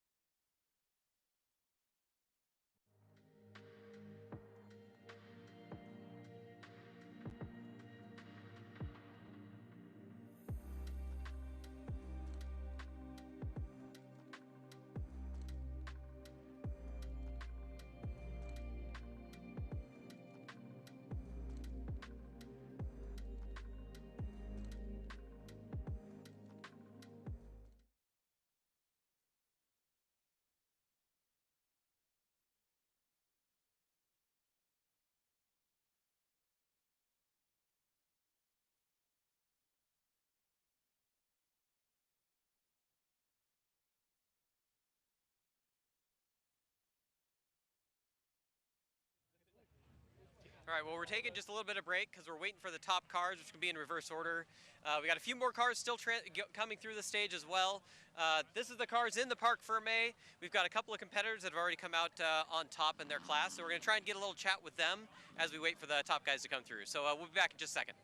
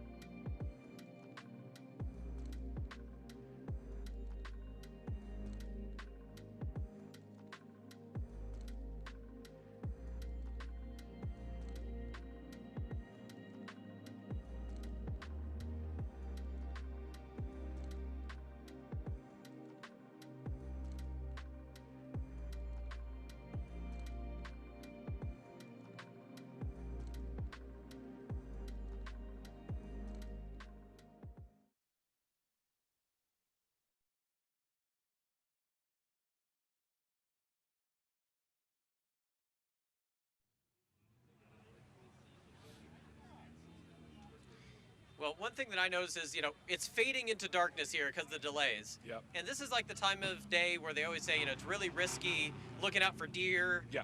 It's harder Absolutely. to see, in general when it turns to dusk. As a driver competing, is it that same problem? Yeah, the biggest struggle that you have coming into a stage like this is when you left service, it's almost impossible to predict this kind of a delay this late. So you have to gamble. Okay, we're supposed to finish with this much margin to dark. Okay, if we're behind 10 minutes, then we might need whatever. This is a decent enough delay, though, that a lot of these guys are not going to have headlights, especially the top 10. Again, they're used to being first on the road, so this wouldn't have affected them. Now they're the back of the pack. A lot of everybody coming through, I should say, with just their headlights on. So regular headlights, no light pods, and that must be a big difference when you're in this dusty condition. Yeah, I mean, if you think about it, the headlights on some of these cars are a complete afterthought because nobody cares how well the headlights work because they've got their light pods. So some of them, it's like turning on a D battery flashlight that you got from Walmart Yeah, right, on the front of your car. Things, yeah, it's a candle with a mirror behind it. So compared to like when your light bar's on. So yeah, it's a pretty severe disadvantage. So we'll see. It might have some effect on the top 10. Well, the top 10, they're lining up now, so it's going to be just a little bit, but shouldn't be long. We'll be able to see them live on this short stage. We were talking about this stage earlier and just how technical it can be coming down that back side of it. It's dried up quite a bit, but you also have the challenge that now you've had 50 other cars go through. Yeah, I mean, it was so wet during recce that I think that you probably already saw a decent amount of stage degradation just with the, what did we have, 60 plus cars, 2 passes each. You got hundreds of wheels going over that and, ruddy and muddy and nasty. And now these guys have, like you said, run another 40, 50 cars through that. Sure, the conditions might have improved, but it's gross on the best of days on the backside of that mountain. So it's not going to really get any worse because it was already bad. Sure, yeah, we'll go with that. Yeah. I know there's also some ruts just from the rain itself that it created and kind of some washouts, but some of those, maybe with the first cars going through, will kind of get some of that water out of there and actually make it better. Yeah, I mean, I think so. Look, it's a short stage, and you don't ever want to count any stage out. You don't ever want to say, oh, this is an easy one. We'll just, survive. Like, it is still a stage. It's still competition. You can't win it, but you can definitely lose it. And I think that's the biggest thing with this stage. You have to be mindful of, you get through this first section, you come around the back of the mountain, you hit that off camber, the rocky bits. Like you said, there's a lot of water coming through there. It may have changed since recce. Just go easy. Don't be a superhero. Well, one other thing is, as the cars are in Parc Ferme, I was trying to talk to some of the drivers. The limited two-wheel driver we talked about, those so close for the championship. And Santiago thinks he has maybe upset that championship. That's we don't amazing. quite know yet because we don't know, I guess, Alex Ramos' score. His time hasn't come in yet. Sure. And so they're like refreshing, the rally safe stuff. Come on, show me a time, show me a time. So we still don't know who won the limited two-wheel drive championship. I mean, and I think it's similar is true for the L4 wheel drive. Yeah, you can't come down to the wire more than it's literally over and we still don't know who won because it's that tight. It's that tight. And so that's what it is still for some of these competitors into this last stage. We could see the Passport winning LN4, or we could end up seeing Mark Pietkowski getting the crown a second time. Yeah, absolutely. Mark came into the season planning on running, a couple of events, kind of a half season. He had the overall win at Snowdrift after Semenuk's gearbox failure. And then he's just been consistent. That's the thing about championships. You can show up and you can drive for wins, or you can drive for winning a championship. And it's two different things completely. Well, and you still have to be fast, though. You do. You have to be fast, but it's a very different kind of fast. There's stage wins, and there's trying to fight and be overall, and there's being really smart and not taking risks, knowing that the long game is more important in a championship. And for Mark, it was kind of neither. He just said, look, I just had a lot of fun rallying, and I wanted to come back, won the championship last year, get some events in, go fast. He's always fast. He's always consistent. He rarely puts a foot wrong. And the same thing goes for the guys in the Passport. It's easy to look at the Passport and say, they just waited in here. Absolutely not. Those guys are trading times with Hooper in the Lexus, which we know is a fast, competitive two-wheel drive car. And those dudes are on 30-plus inch mud terrain tires in a full-size family SUV. It is incredible, and they deserve every bit of this championship this year if they can pull it off. But we don't know yet. We don't know yet. And the other thing is that, one of the things that we've noticed as the competition and the amount of people coming into the stage rally has increased, that there's been so many limited entries. Some people are like, well, I'll enter as national so I can get in or whatever. I mean, because there's only so many people they can fit. And you end up then having potentially that upsetter, like we're looking at with Santiago. Yeah. A regional guy entered as national. In this case, very intentional. It wasn't because he just wanted to try and fit a slot or whatever. Yeah. But it just goes to show that, you can have this person like, I want to see how I match up to these top guys, and then it affects the championship. Yeah, and I think, again, it's something we haven't really discussed this weekend, but one of the things that's so special about rallying is in sports car racing, road racing, and other forms of racing, you work your way up through a really clear licensing program. You go from this series to this series to this series. Rallying is amazing because there's guys here who this is one of their first events ever, if not their first event, and they're on the stages with Travis Pastrana, with Semenuk, with Block. Right. They're competing right there. So all at the same time. It's not like, oh yeah, you're the cars that get to go around the track at like 6 in the morning. Yeah. Before even any fans show up, Yeah, right? yeah. No. And then by the time that or you get to run after the top cars run, and everybody's left. Yeah, Right? and so these guys get to be right in it with the thick of the top guys and everything. Yeah. And actually get to learn something from them. Oh, hugely. And, any good racing driver has tons of excuses. Oh, well, it was rutted by the time I got there. Oh, well, their car this. Oh, the conditions were this. But you do still get to have a pretty close to apples comparison of, hey, how did I look on that stage versus the fastest guys in the world? Here's my onboard from my GoPro. Here's the onboard from Travis's car. That's super cool. And of course, can maybe see those brake marks that you were talking about last Yes, time. you can. You need to use them, though, and you have to turn the car, it turns out. Turning is important. Turning is important. Yeah, turning, braking, all of it. Well, again, we're just waiting a little bit here for those top cars to come through. I'm hearing some pops and bangs in the distance. That's a good sign. We should be seeing something very soon here, I think. Pops and bangs equal spicy. I think we're well into the top 10 now, which means we should start seeing some spicy cars come through. This looks like one right nope, here. it's the one after this. I think the first one just started. Well, it's still spicy. It is spicy looking. Oh, no. Whoop! Oh, that's Donahoe. It is Donahue. So Donahue is at the finish. He is one of the top 10. Gary. Well, he went past us. He did go tried past to take us. my knees out. He does that. It's just Does how he do is. that? He do that. Yep.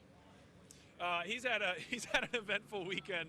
Where for are they sure. stacking those top cars? Oh, Looks we're like they're gonna moving follow. to a different spot now all of a sudden. Oh, they're supposed to go here and you missed him, huh?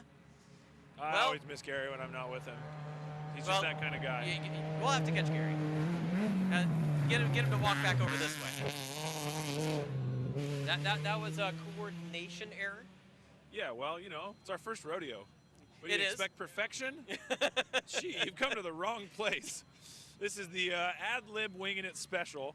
That's what you do with rally. It is 100% what you do. It's about improvising. You do it out, fixing the car. Yeah, this is the zip ties and duct tape of production. Exactly. We're just ready to send it. Some pop rivets, maybe. I think we have Mark Pietkowski. Is that it? No, Who is not that? quite. No. Is it Dylan Gondike? I can't. It's dark. Sorry, folks. It is. It's Gondike. It is Gondike. And Sarah. There we go.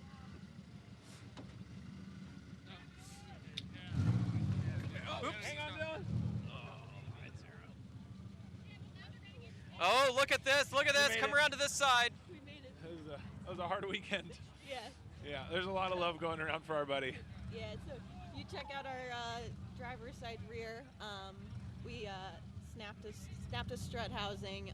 Yeah. And transited here. We took a 10-minute penalty to save 6 miles to get here because Al wanted I us to understand. finish.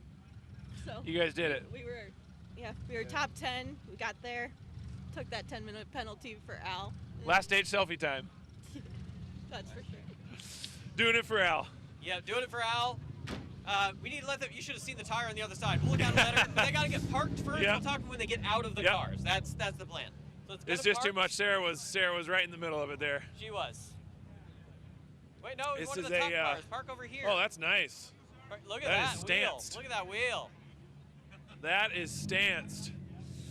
So they unintentional stancing. They took a 10-minute penalty. They said skip the last stage just so that they could get in here. Okay, thank you. And have finished for Al. Hello, hey boys. Woo!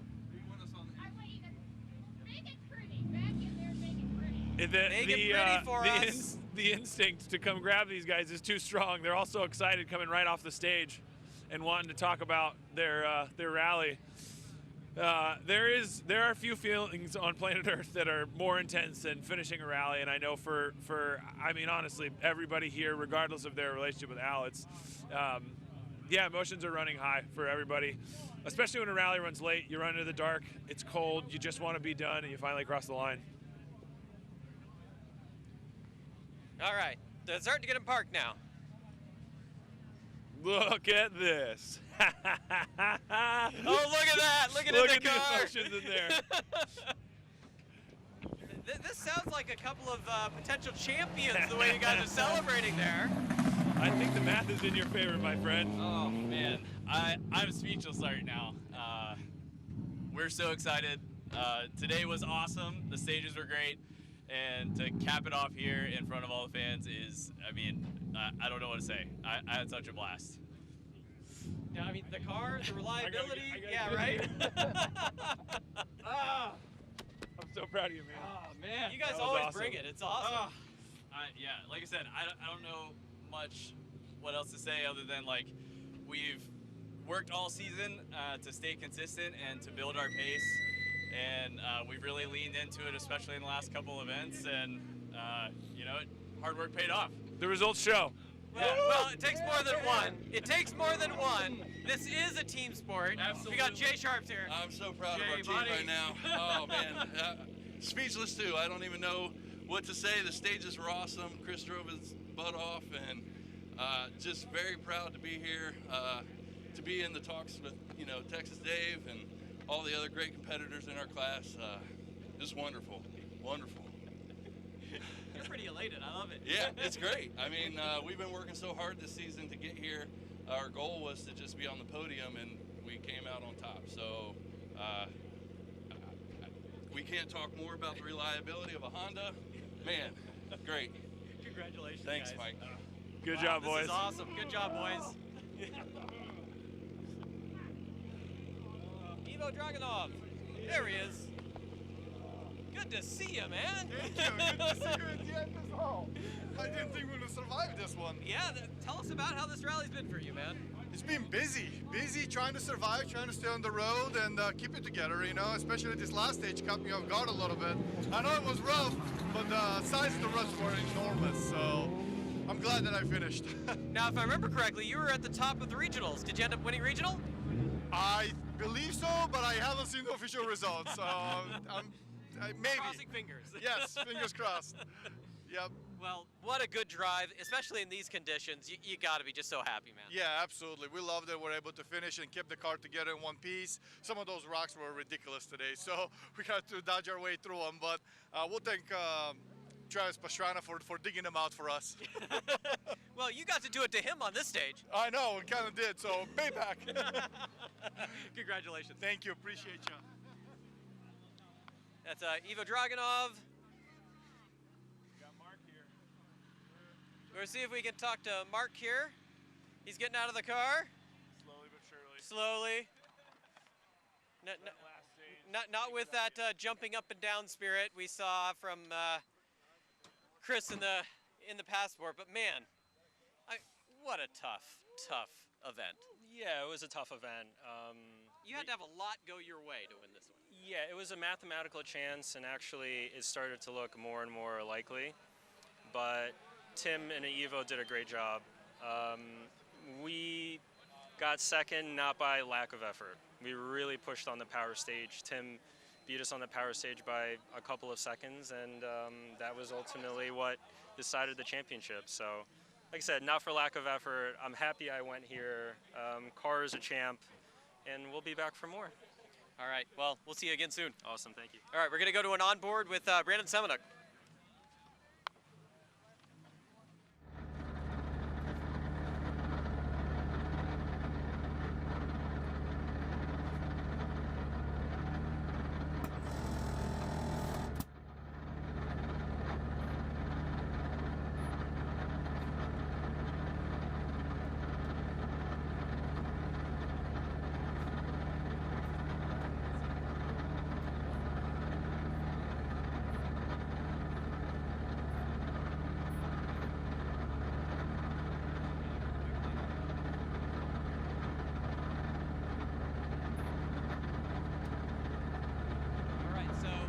With this fabulous new network we've got here, we're going to have Brandon on the start line doing the entire stage.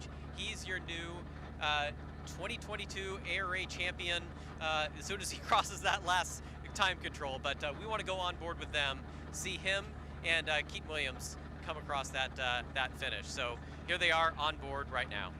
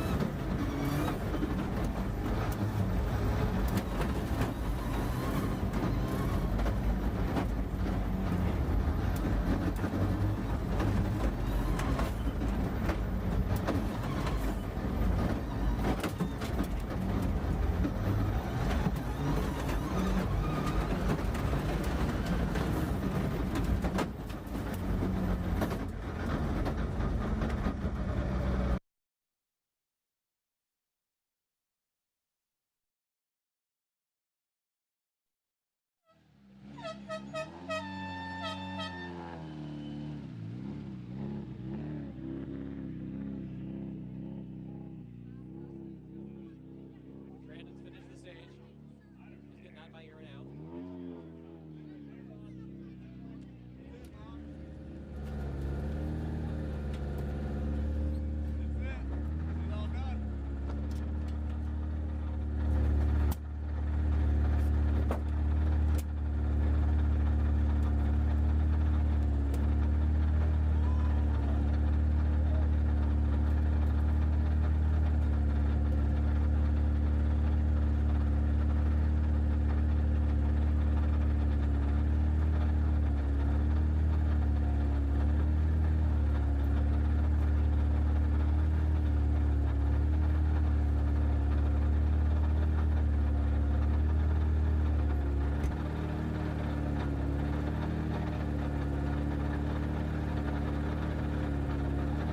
Exciting moment.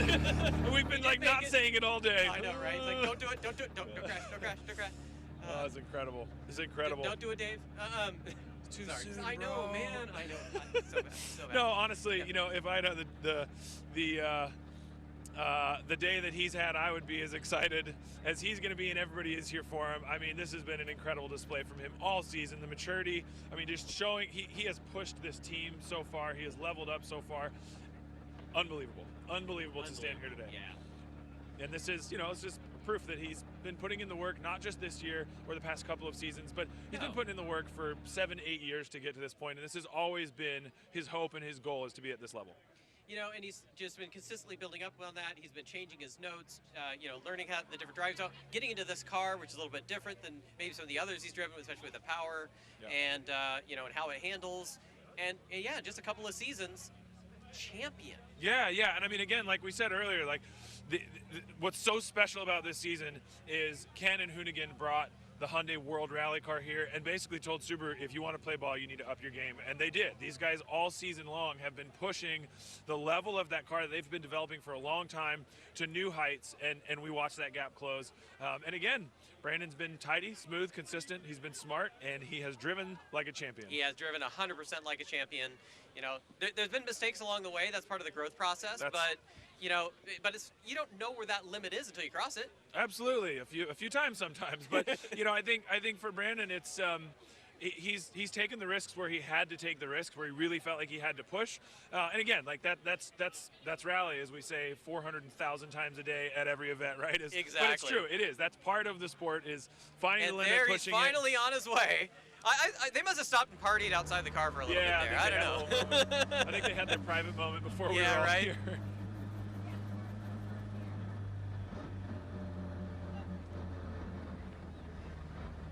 There we are. Your new ARA overall champions.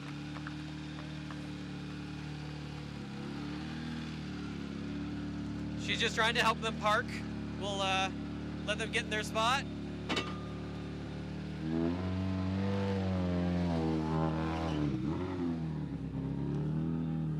And impressively, the car looking like it did not just do one of the most intense and grueling events in the country.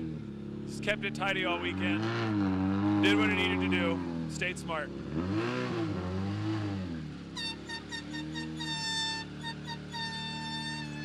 Everybody should be Look at the emotion on his face. Look at that emotion.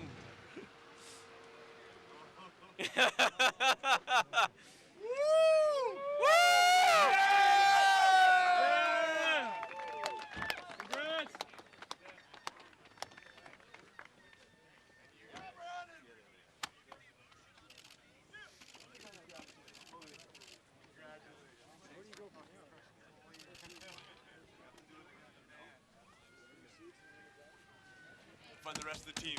Yeah, buddy. Brandon Semenuk, 2022 American Rally Association National Champion. How's that sound? Sounds awesome. It honestly sounds a bit surreal. I really didn't think I'd be fighting for this position this year. I mean, Travis was on fire last year. Ken's coming in with, new car and everything. So it was, we knew it was going to be a tall challenge, but the team stepped up huge, and yeah, everyone went all in. So really happy, really good drives throughout the season, and some good luck. And Keaton sitting into the co-driver seat definitely elevated, the pace I could bring to this championship. So yeah, just thanks to the team and Keaton and literally everyone involved. This is very much not me. This is all their hard work. So and just to have a great car through the season. You've been building for this, though. We've seen you steadily progress. And this is just all that hard work coming to fruition, man. Yeah, for sure. I mean, always trying to learn, always trying to progress. The speed, it grew over the last 2-3 years there, so being able to fight, but it went from being able to fight to being able to fight for the championship in a really short amount of time. So really proud of that. Well, there's one of many to come, I'm sure. Hopefully. We'll see. We'll keep pushing. Congratulations. Hey, thanks, man. Appreciate it. All right, let's get over to Keaton over here. Let's talk to the co-driver. We'll let Texas Dave here take this. Keaton, rookie season. What was the magic sauce? Clearly, that you had to have played a part in this. I think you're supposed to listen to the co-driver, do what they say, keep it on the road, and then, just a casual championship. Yeah, it must be a bit of British blood. I'm not sure. But, that must be it. I don't know. Unreal, just from the start of the year, we knew we were going to be on the back foot with Ken. So, but the boys gave it everything, pushing 110% every stage, every mile. And it even come down to the last round. At one point, where Ken was getting away from us, we thought, this is it. This is all we can do. And then, the inevitable happened. So, just unbelievable. Such a pride moment for all of the team, for Brandon, for Travis and Ree for being such a good teammates. It's just been phenomenal, unreal. It's been amazing to watch all season, not just you guys in the car, the team as a whole. We've talked a lot on the live stream today about the development and how hard you guys had to push as a team, not just as driver and co-driver, but all of Subaru. And I think when you see, I mean, behind us right now, there's 100 guys hugging and high-fiving because it wasn't just the two of you guys. It was all of these guys at Vermont Sports Car and Subaru who pushed really hard. You were there firsthand, got to witness all that. What did you see from the team this year to elevate their game to be at this level? Just the enthusiasm, the focus, the courage, never to give up. Even when times are against us, we still plucked up. And I know last rally was a perfect example. They worked through the night to get the car back going, and all right, it was a little bit bent, but we were still there to pick up power stage points. And without them, we probably wouldn't be here today in the position we are. So yeah, just the durability and the sheer focus just to get the Subaru on the top step, and here we are. Well, press on regardless is our favorite phrase, especially here. You guys certainly did that. I was there with you guys. I drove past you at STPR, and I just felt my heart drop and was like, no, that was it. It's a little different now. The emotions look a little different. You got a little color back in your face. It's up and down all year. Like everyone's had problems. Ken, us, even Travis. So it's been a year of just highs and lows. But at the end of it, it's panned out our way. So yeah. Congratulations. Well done, buddy. All right, we're going to try and track down Travis Pastrana over here and his co-driver, Brianna Gelsomino. Let's see if we can find out where they are. Okay, Travis. Oh, there he is.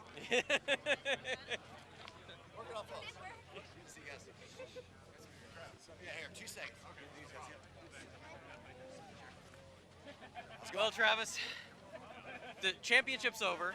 Obviously, you weren't in the fight for the big title this year, but you've had a very challenging we led this championship for a while, man. After coming off a broken back, broken pelvis, did the first round with the tube out of the bladder in the bag. I'm happy to be here. Happy to be running. Brandon crushed it all year. We were a lot of mixed emotions in our vehicle, especially with Alex and Ken. When we saw them off the road, we didn't know exactly how bad it was yesterday, but for Reed to do an amazing job keeping focused.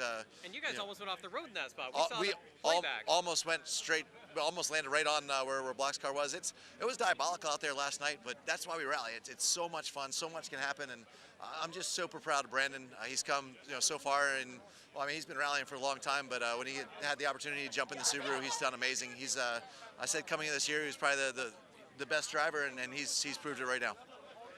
You have a lot of championships behind you and whatnot. Do you think he learned some of the ropes from you on that, on how to handle managing a championship? No, honestly, Brandon's really good under pressure. He's awesome. He's learned a lot. I mean, honestly, right now he's getting on a private plane and flying straight to his day job. I mean, he just kicked our butts in his hobby, basically. Which is pretty amazing. I'd love to see him go WRC. I'd love to see what Brandon can do in the future. It's not just a mountain biker. He's got guts and courage, but he's calculated and he's well trained.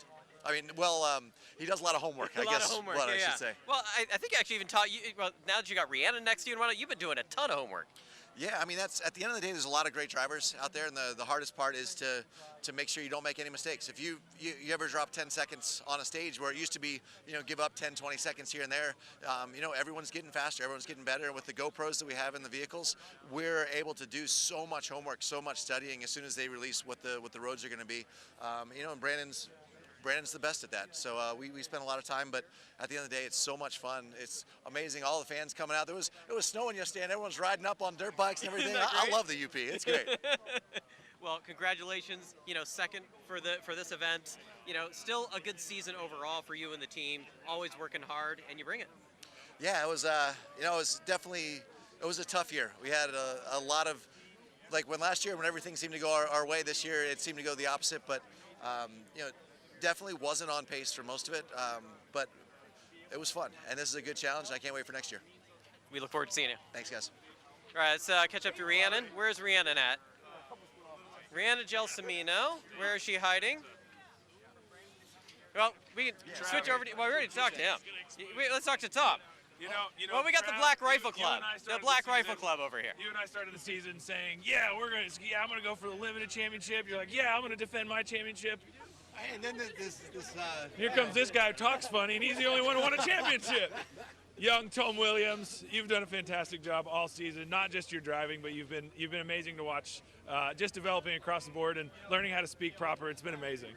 Yeah. How did it go? Yeah, it's been. How to speak American. Yeah, that's why I said proper. Proper. Okay. I spent a lot of time in Texas this year with you and you guys, Maryland. So Maryland, Pennsylvania, Ohio. Hey, how many? Spent some time over there with Goodwood with you. Yeah, like a week. That's true. We came to your house. A week versus you came to my house, but a week versus a year in America for me is quite different. So Yeah, the fair accent's enough. going to come in one day, or probably a mullet next year. Maybe. But if you scale landmass to landmass a week to a month, it's about right. yeah, yeah, it's like a year over here. A month. Yeah. For a month, it's like a year. It's a metric month. Metric. Learned all you need is one American Eagle is worth everything with the foot on the floor. He gets it. He gets it. Well, he had 2 American Eagles yesterday, and I had a couple Yeah. races ago, but, you know. I had fire. It was good. Just for this stage, it was all 5 Eagles. Good job, man. But Tom, seriously, you've been on dominant form all year in RC2 in your car. It's been amazing to watch, and you've developed a lot. Where do we go from here? Yeah, no, this year I couldn't ask for any more. My new partnership with Ross, and of course doing my first full season out in America for me. I did a couple of rounds last year, and I said, okay, I need to be here. The stages are incredible. Every single state has a complete different characteristic, and even up here in Marquette, I've never seen conditions like this, to go from full snow to full like back home GB rain, mud, slick, and then I'm gonna say it, Finland gravel. Oh, he did it! Oh, he did it! He did. He had to pull the Finland thing. Well, Tom. Yeah, next year I want to be back. Okay, well, we'll see you back next year. Thanks, buddy. All right, we're going to talk over here to Rhiannon Gelsomino, Travis's co-driver. Rhiannon, a little bit tougher season for you guys, but you still pushed it every single event. You made Travis work so darn hard this last 2 seasons. Yeah, it's been a tougher year this year. Obviously, starting off was missing snowdrift, unfortunately. But yeah, I mean, we've still pushed on. You know, we love working together. We work hard. We love the team. So, still been a fantastic year. It's also great battling my husband all year. So, definitely can't complain about what I get to do for my job. Well, you know, still second overall at this event. One of the probably most challenging rallies that we've had in a long time. Yeah, I mean, I've done LSPR a few times. I think this is the 3rd or 4th time I've had snow here. So every time I tell people, make sure you bring snow tires, because the likelihood is LSPR will have snow. So we definitely got snow again. It's been cold, and I'm looking forward to getting warm again. Yeah, well, you don't have to go far. You go back west. We're unseasonably warm, so Yeah, it might be nice. Exactly. Heading to Australia in November, so it'll be warm there. Oh, there you go. Go back and see the family. Exactly. So that'll be great. All right. Well, congratulations on a great finish and still a great season, 3rd overall. Thank you very much. Podium, I think. Yeah, I think they were doing the podium now, they said. Are we trying to get over to Podium? Okay. He's gonna go to the podium. Okay. We're gonna go do the podium. Didn't get a chance to talk to Ross. Sorry. Ross Whittick is co-driver. Where the heck is the podium? Isn't it over here? There's the podium. I need the printout of what this who's won what. I just need 3. I just need top 3. Okay. That's all I need. Okay. So, we're just gonna announce a podium. Yep. Do we have a broadcast speaker too as well? Just announce it on that.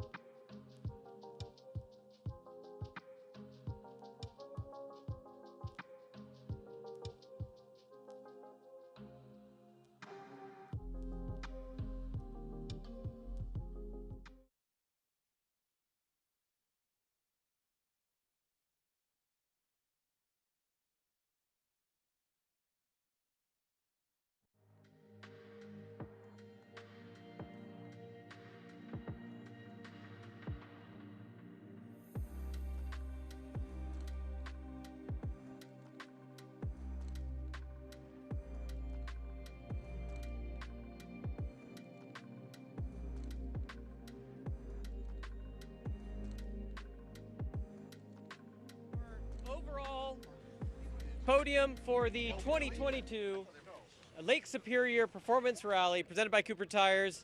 In third place overall, we have Tom Williams and Ross Whittick.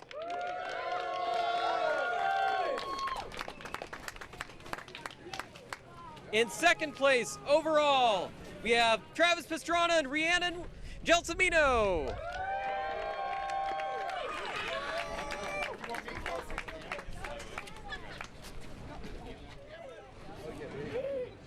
And in first overall, and our new ARA champions, we have Brandon Semenuk and Keaton Williams.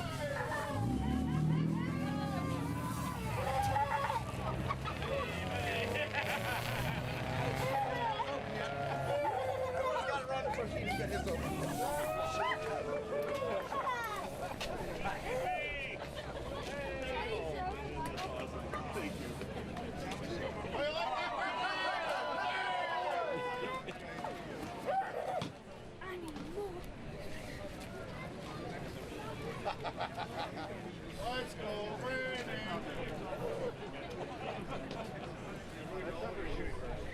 Carl! Carl! Anyone got an unopened beer?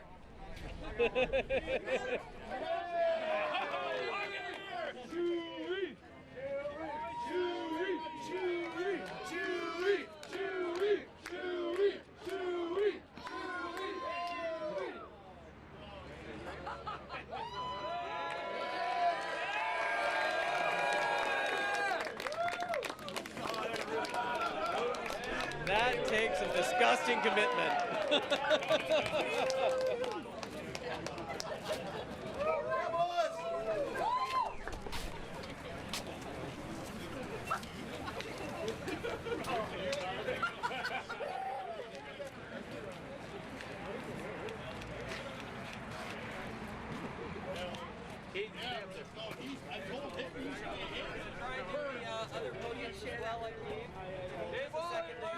Organized here. Sorry. Where is Jeremy? Ready for the rest? Yeah, It's cool. Just talk to we can do a podium. There's a picture of me pissing. All right, we got her. We got her, boss man. Get it. Get it. All right, buddy. All right. There we go. Yeah. Hell yeah, brother. There's Brandon. Brandon, that long drink taste, brother. All right, man. Hey, Brandon. Brandon, actually, sorry, I think I got 2 seconds.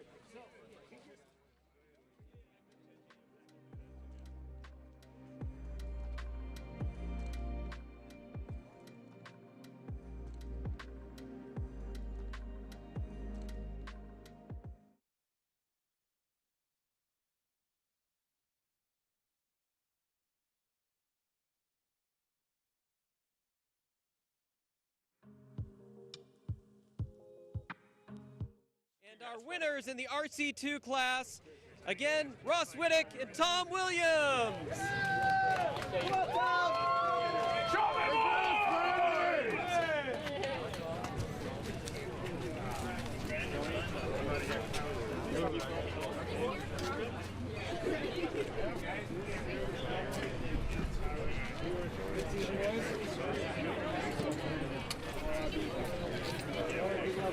Yeah, nice. Yeah, I make them. Okay.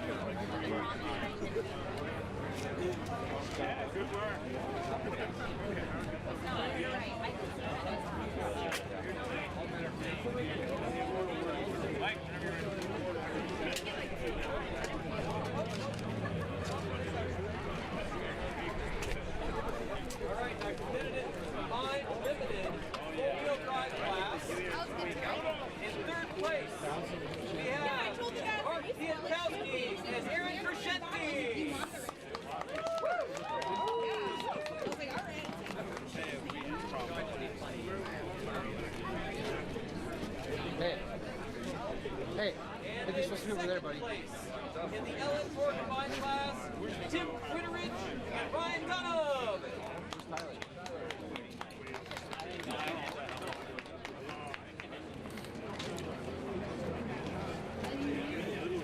And in first place, in the combined LN4 class, and I hope I get this pronounced right, Gregor Bugaj and Elizabeth Jabansky. Was I close? Did I get it?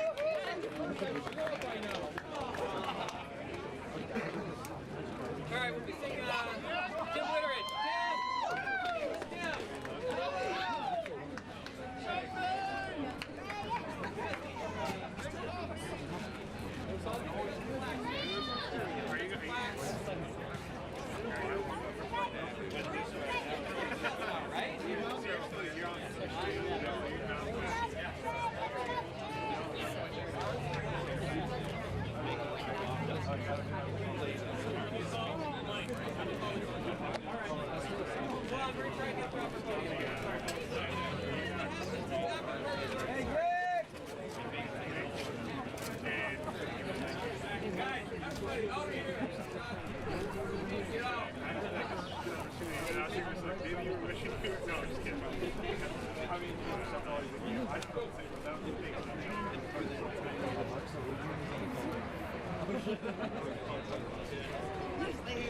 Guess what? I think he's trying to get a hold of the second place.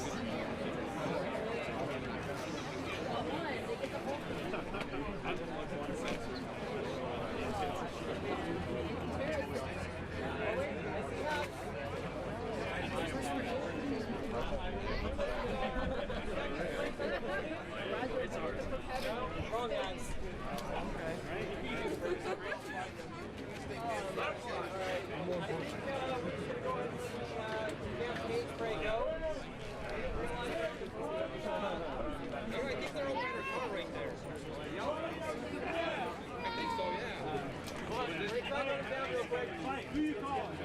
Tim Whitteridge is co-driver. Tim Whitteridge! To the podium! Champagne again, Oh, they spray it inside.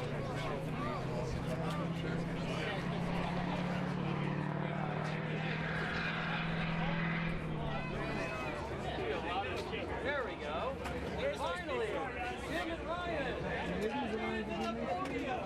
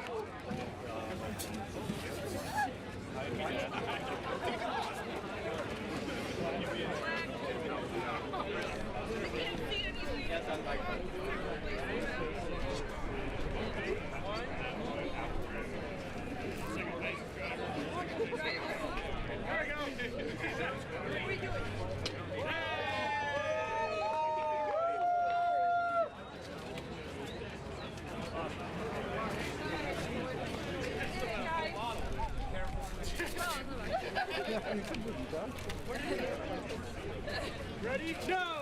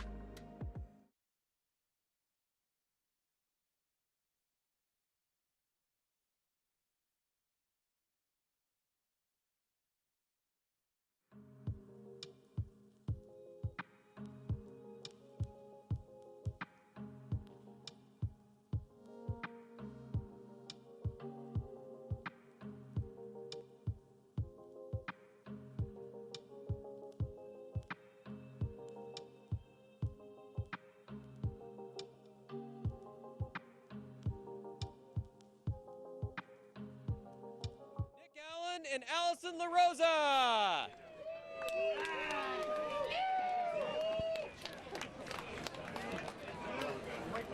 In second place, we have Tim O'Neill and Glenn Ray in the Classic AMX. And in first place in two-wheel drive, Michael Hooper and Claudia Barbera.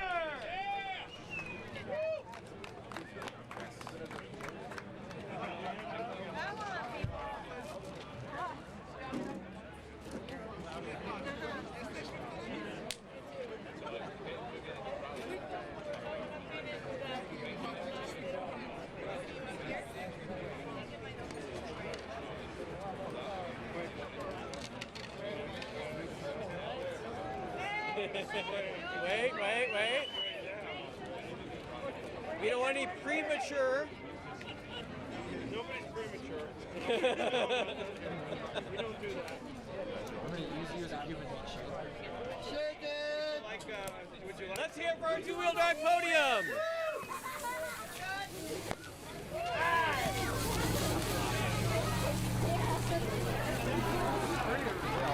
And Glenn still doesn't have his open.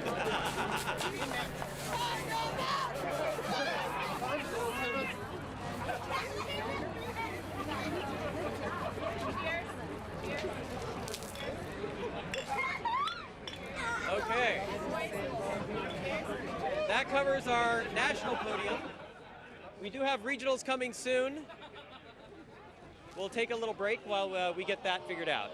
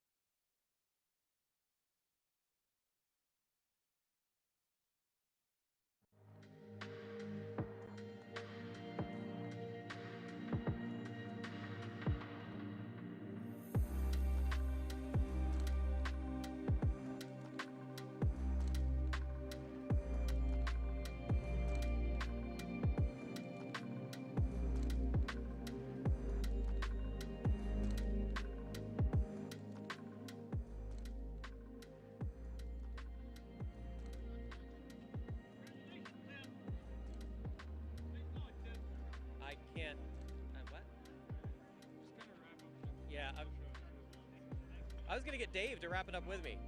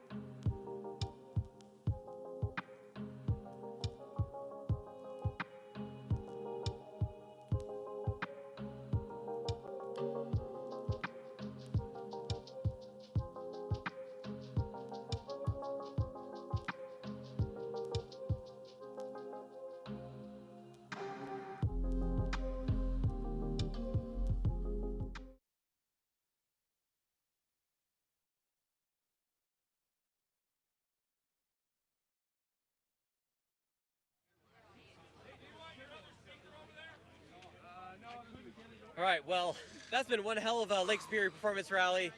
We tried a whole bunch of new technologies, got to see live stages. Incredible. This has been fantastic, man. It has been a roller coaster for everybody the entire time. Obviously, even from this side, from the production side, it's been incredible to watch these guys, iron out the kinks as we go. But that's what we do. And we just I'm crowned one of those kinks that needs ironing out. Oh, buddy. I'm kidding. I'm kidding. But it all culminated with crowning a new champion, and we knew either way we were going to have a national champion for the first time. And I spent the whole season with Brandon, and that's the most I've seen that man emote ever. He was His on eyes are so glossy. Oh my God, it was great. Because he's just so stone cold, right? Well, I think we called it when you were like, "Where is he?" and they had stopped out of sight, out of no cameras, no nothing for a while by themselves. I think they were having a moment. I think they were. So that was incredible. But that's not just from those guys. All the way through the field, we got to see a bunch of amazing drivers all the way through every class, and all the championships are now decided. Yeah. Well, one thing about this new technology is we were kind of limited on time. And it's getting late, and unfortunately, we actually have to bring the connection down. So we're not going to be able to do the live stream with the regional podium. That's unfortunate. So we're going to have to close this out. Thank you all for watching, but we'll make sure that we record this and put it on the podium. We'll do it another way, and make sure that you see the regionals all on the American Rally Association website, or Facebook page, and all that stuff. So it'll be just not this live thing. It'll be just slightly separate. Yeah, but just because we can't stream it doesn't mean regional competitors still rule. They do. They're awesome. Most of the competitors are regional. They are. They're the heart of. Important to us. They're the heart of the sport. They're the guys who keep the field full and bring all their friends and families from all over the country. And we're excited to see them. And congrats to all of those guys as well as men and women for bringing in very hard-fought championships with cars they built in their garage. Well, and thank you to all our supporters. Thank you to AT&T Business for bringing this to us and working with DirtFish and Subaru Motorsports and everybody, ARA. Everybody worked so hard. USAC Racing, the head of who's the big partner with ARA, and it's been a fantastic season. Some new things to try, and I can't wait till 2023. Bright futures, all kinds of exciting stuff happening in 2023, some of which we know about, some of which you and I don't even know about yet. So there'll be some exciting announcements, and here's to an amazing season next year. Stay tuned for more.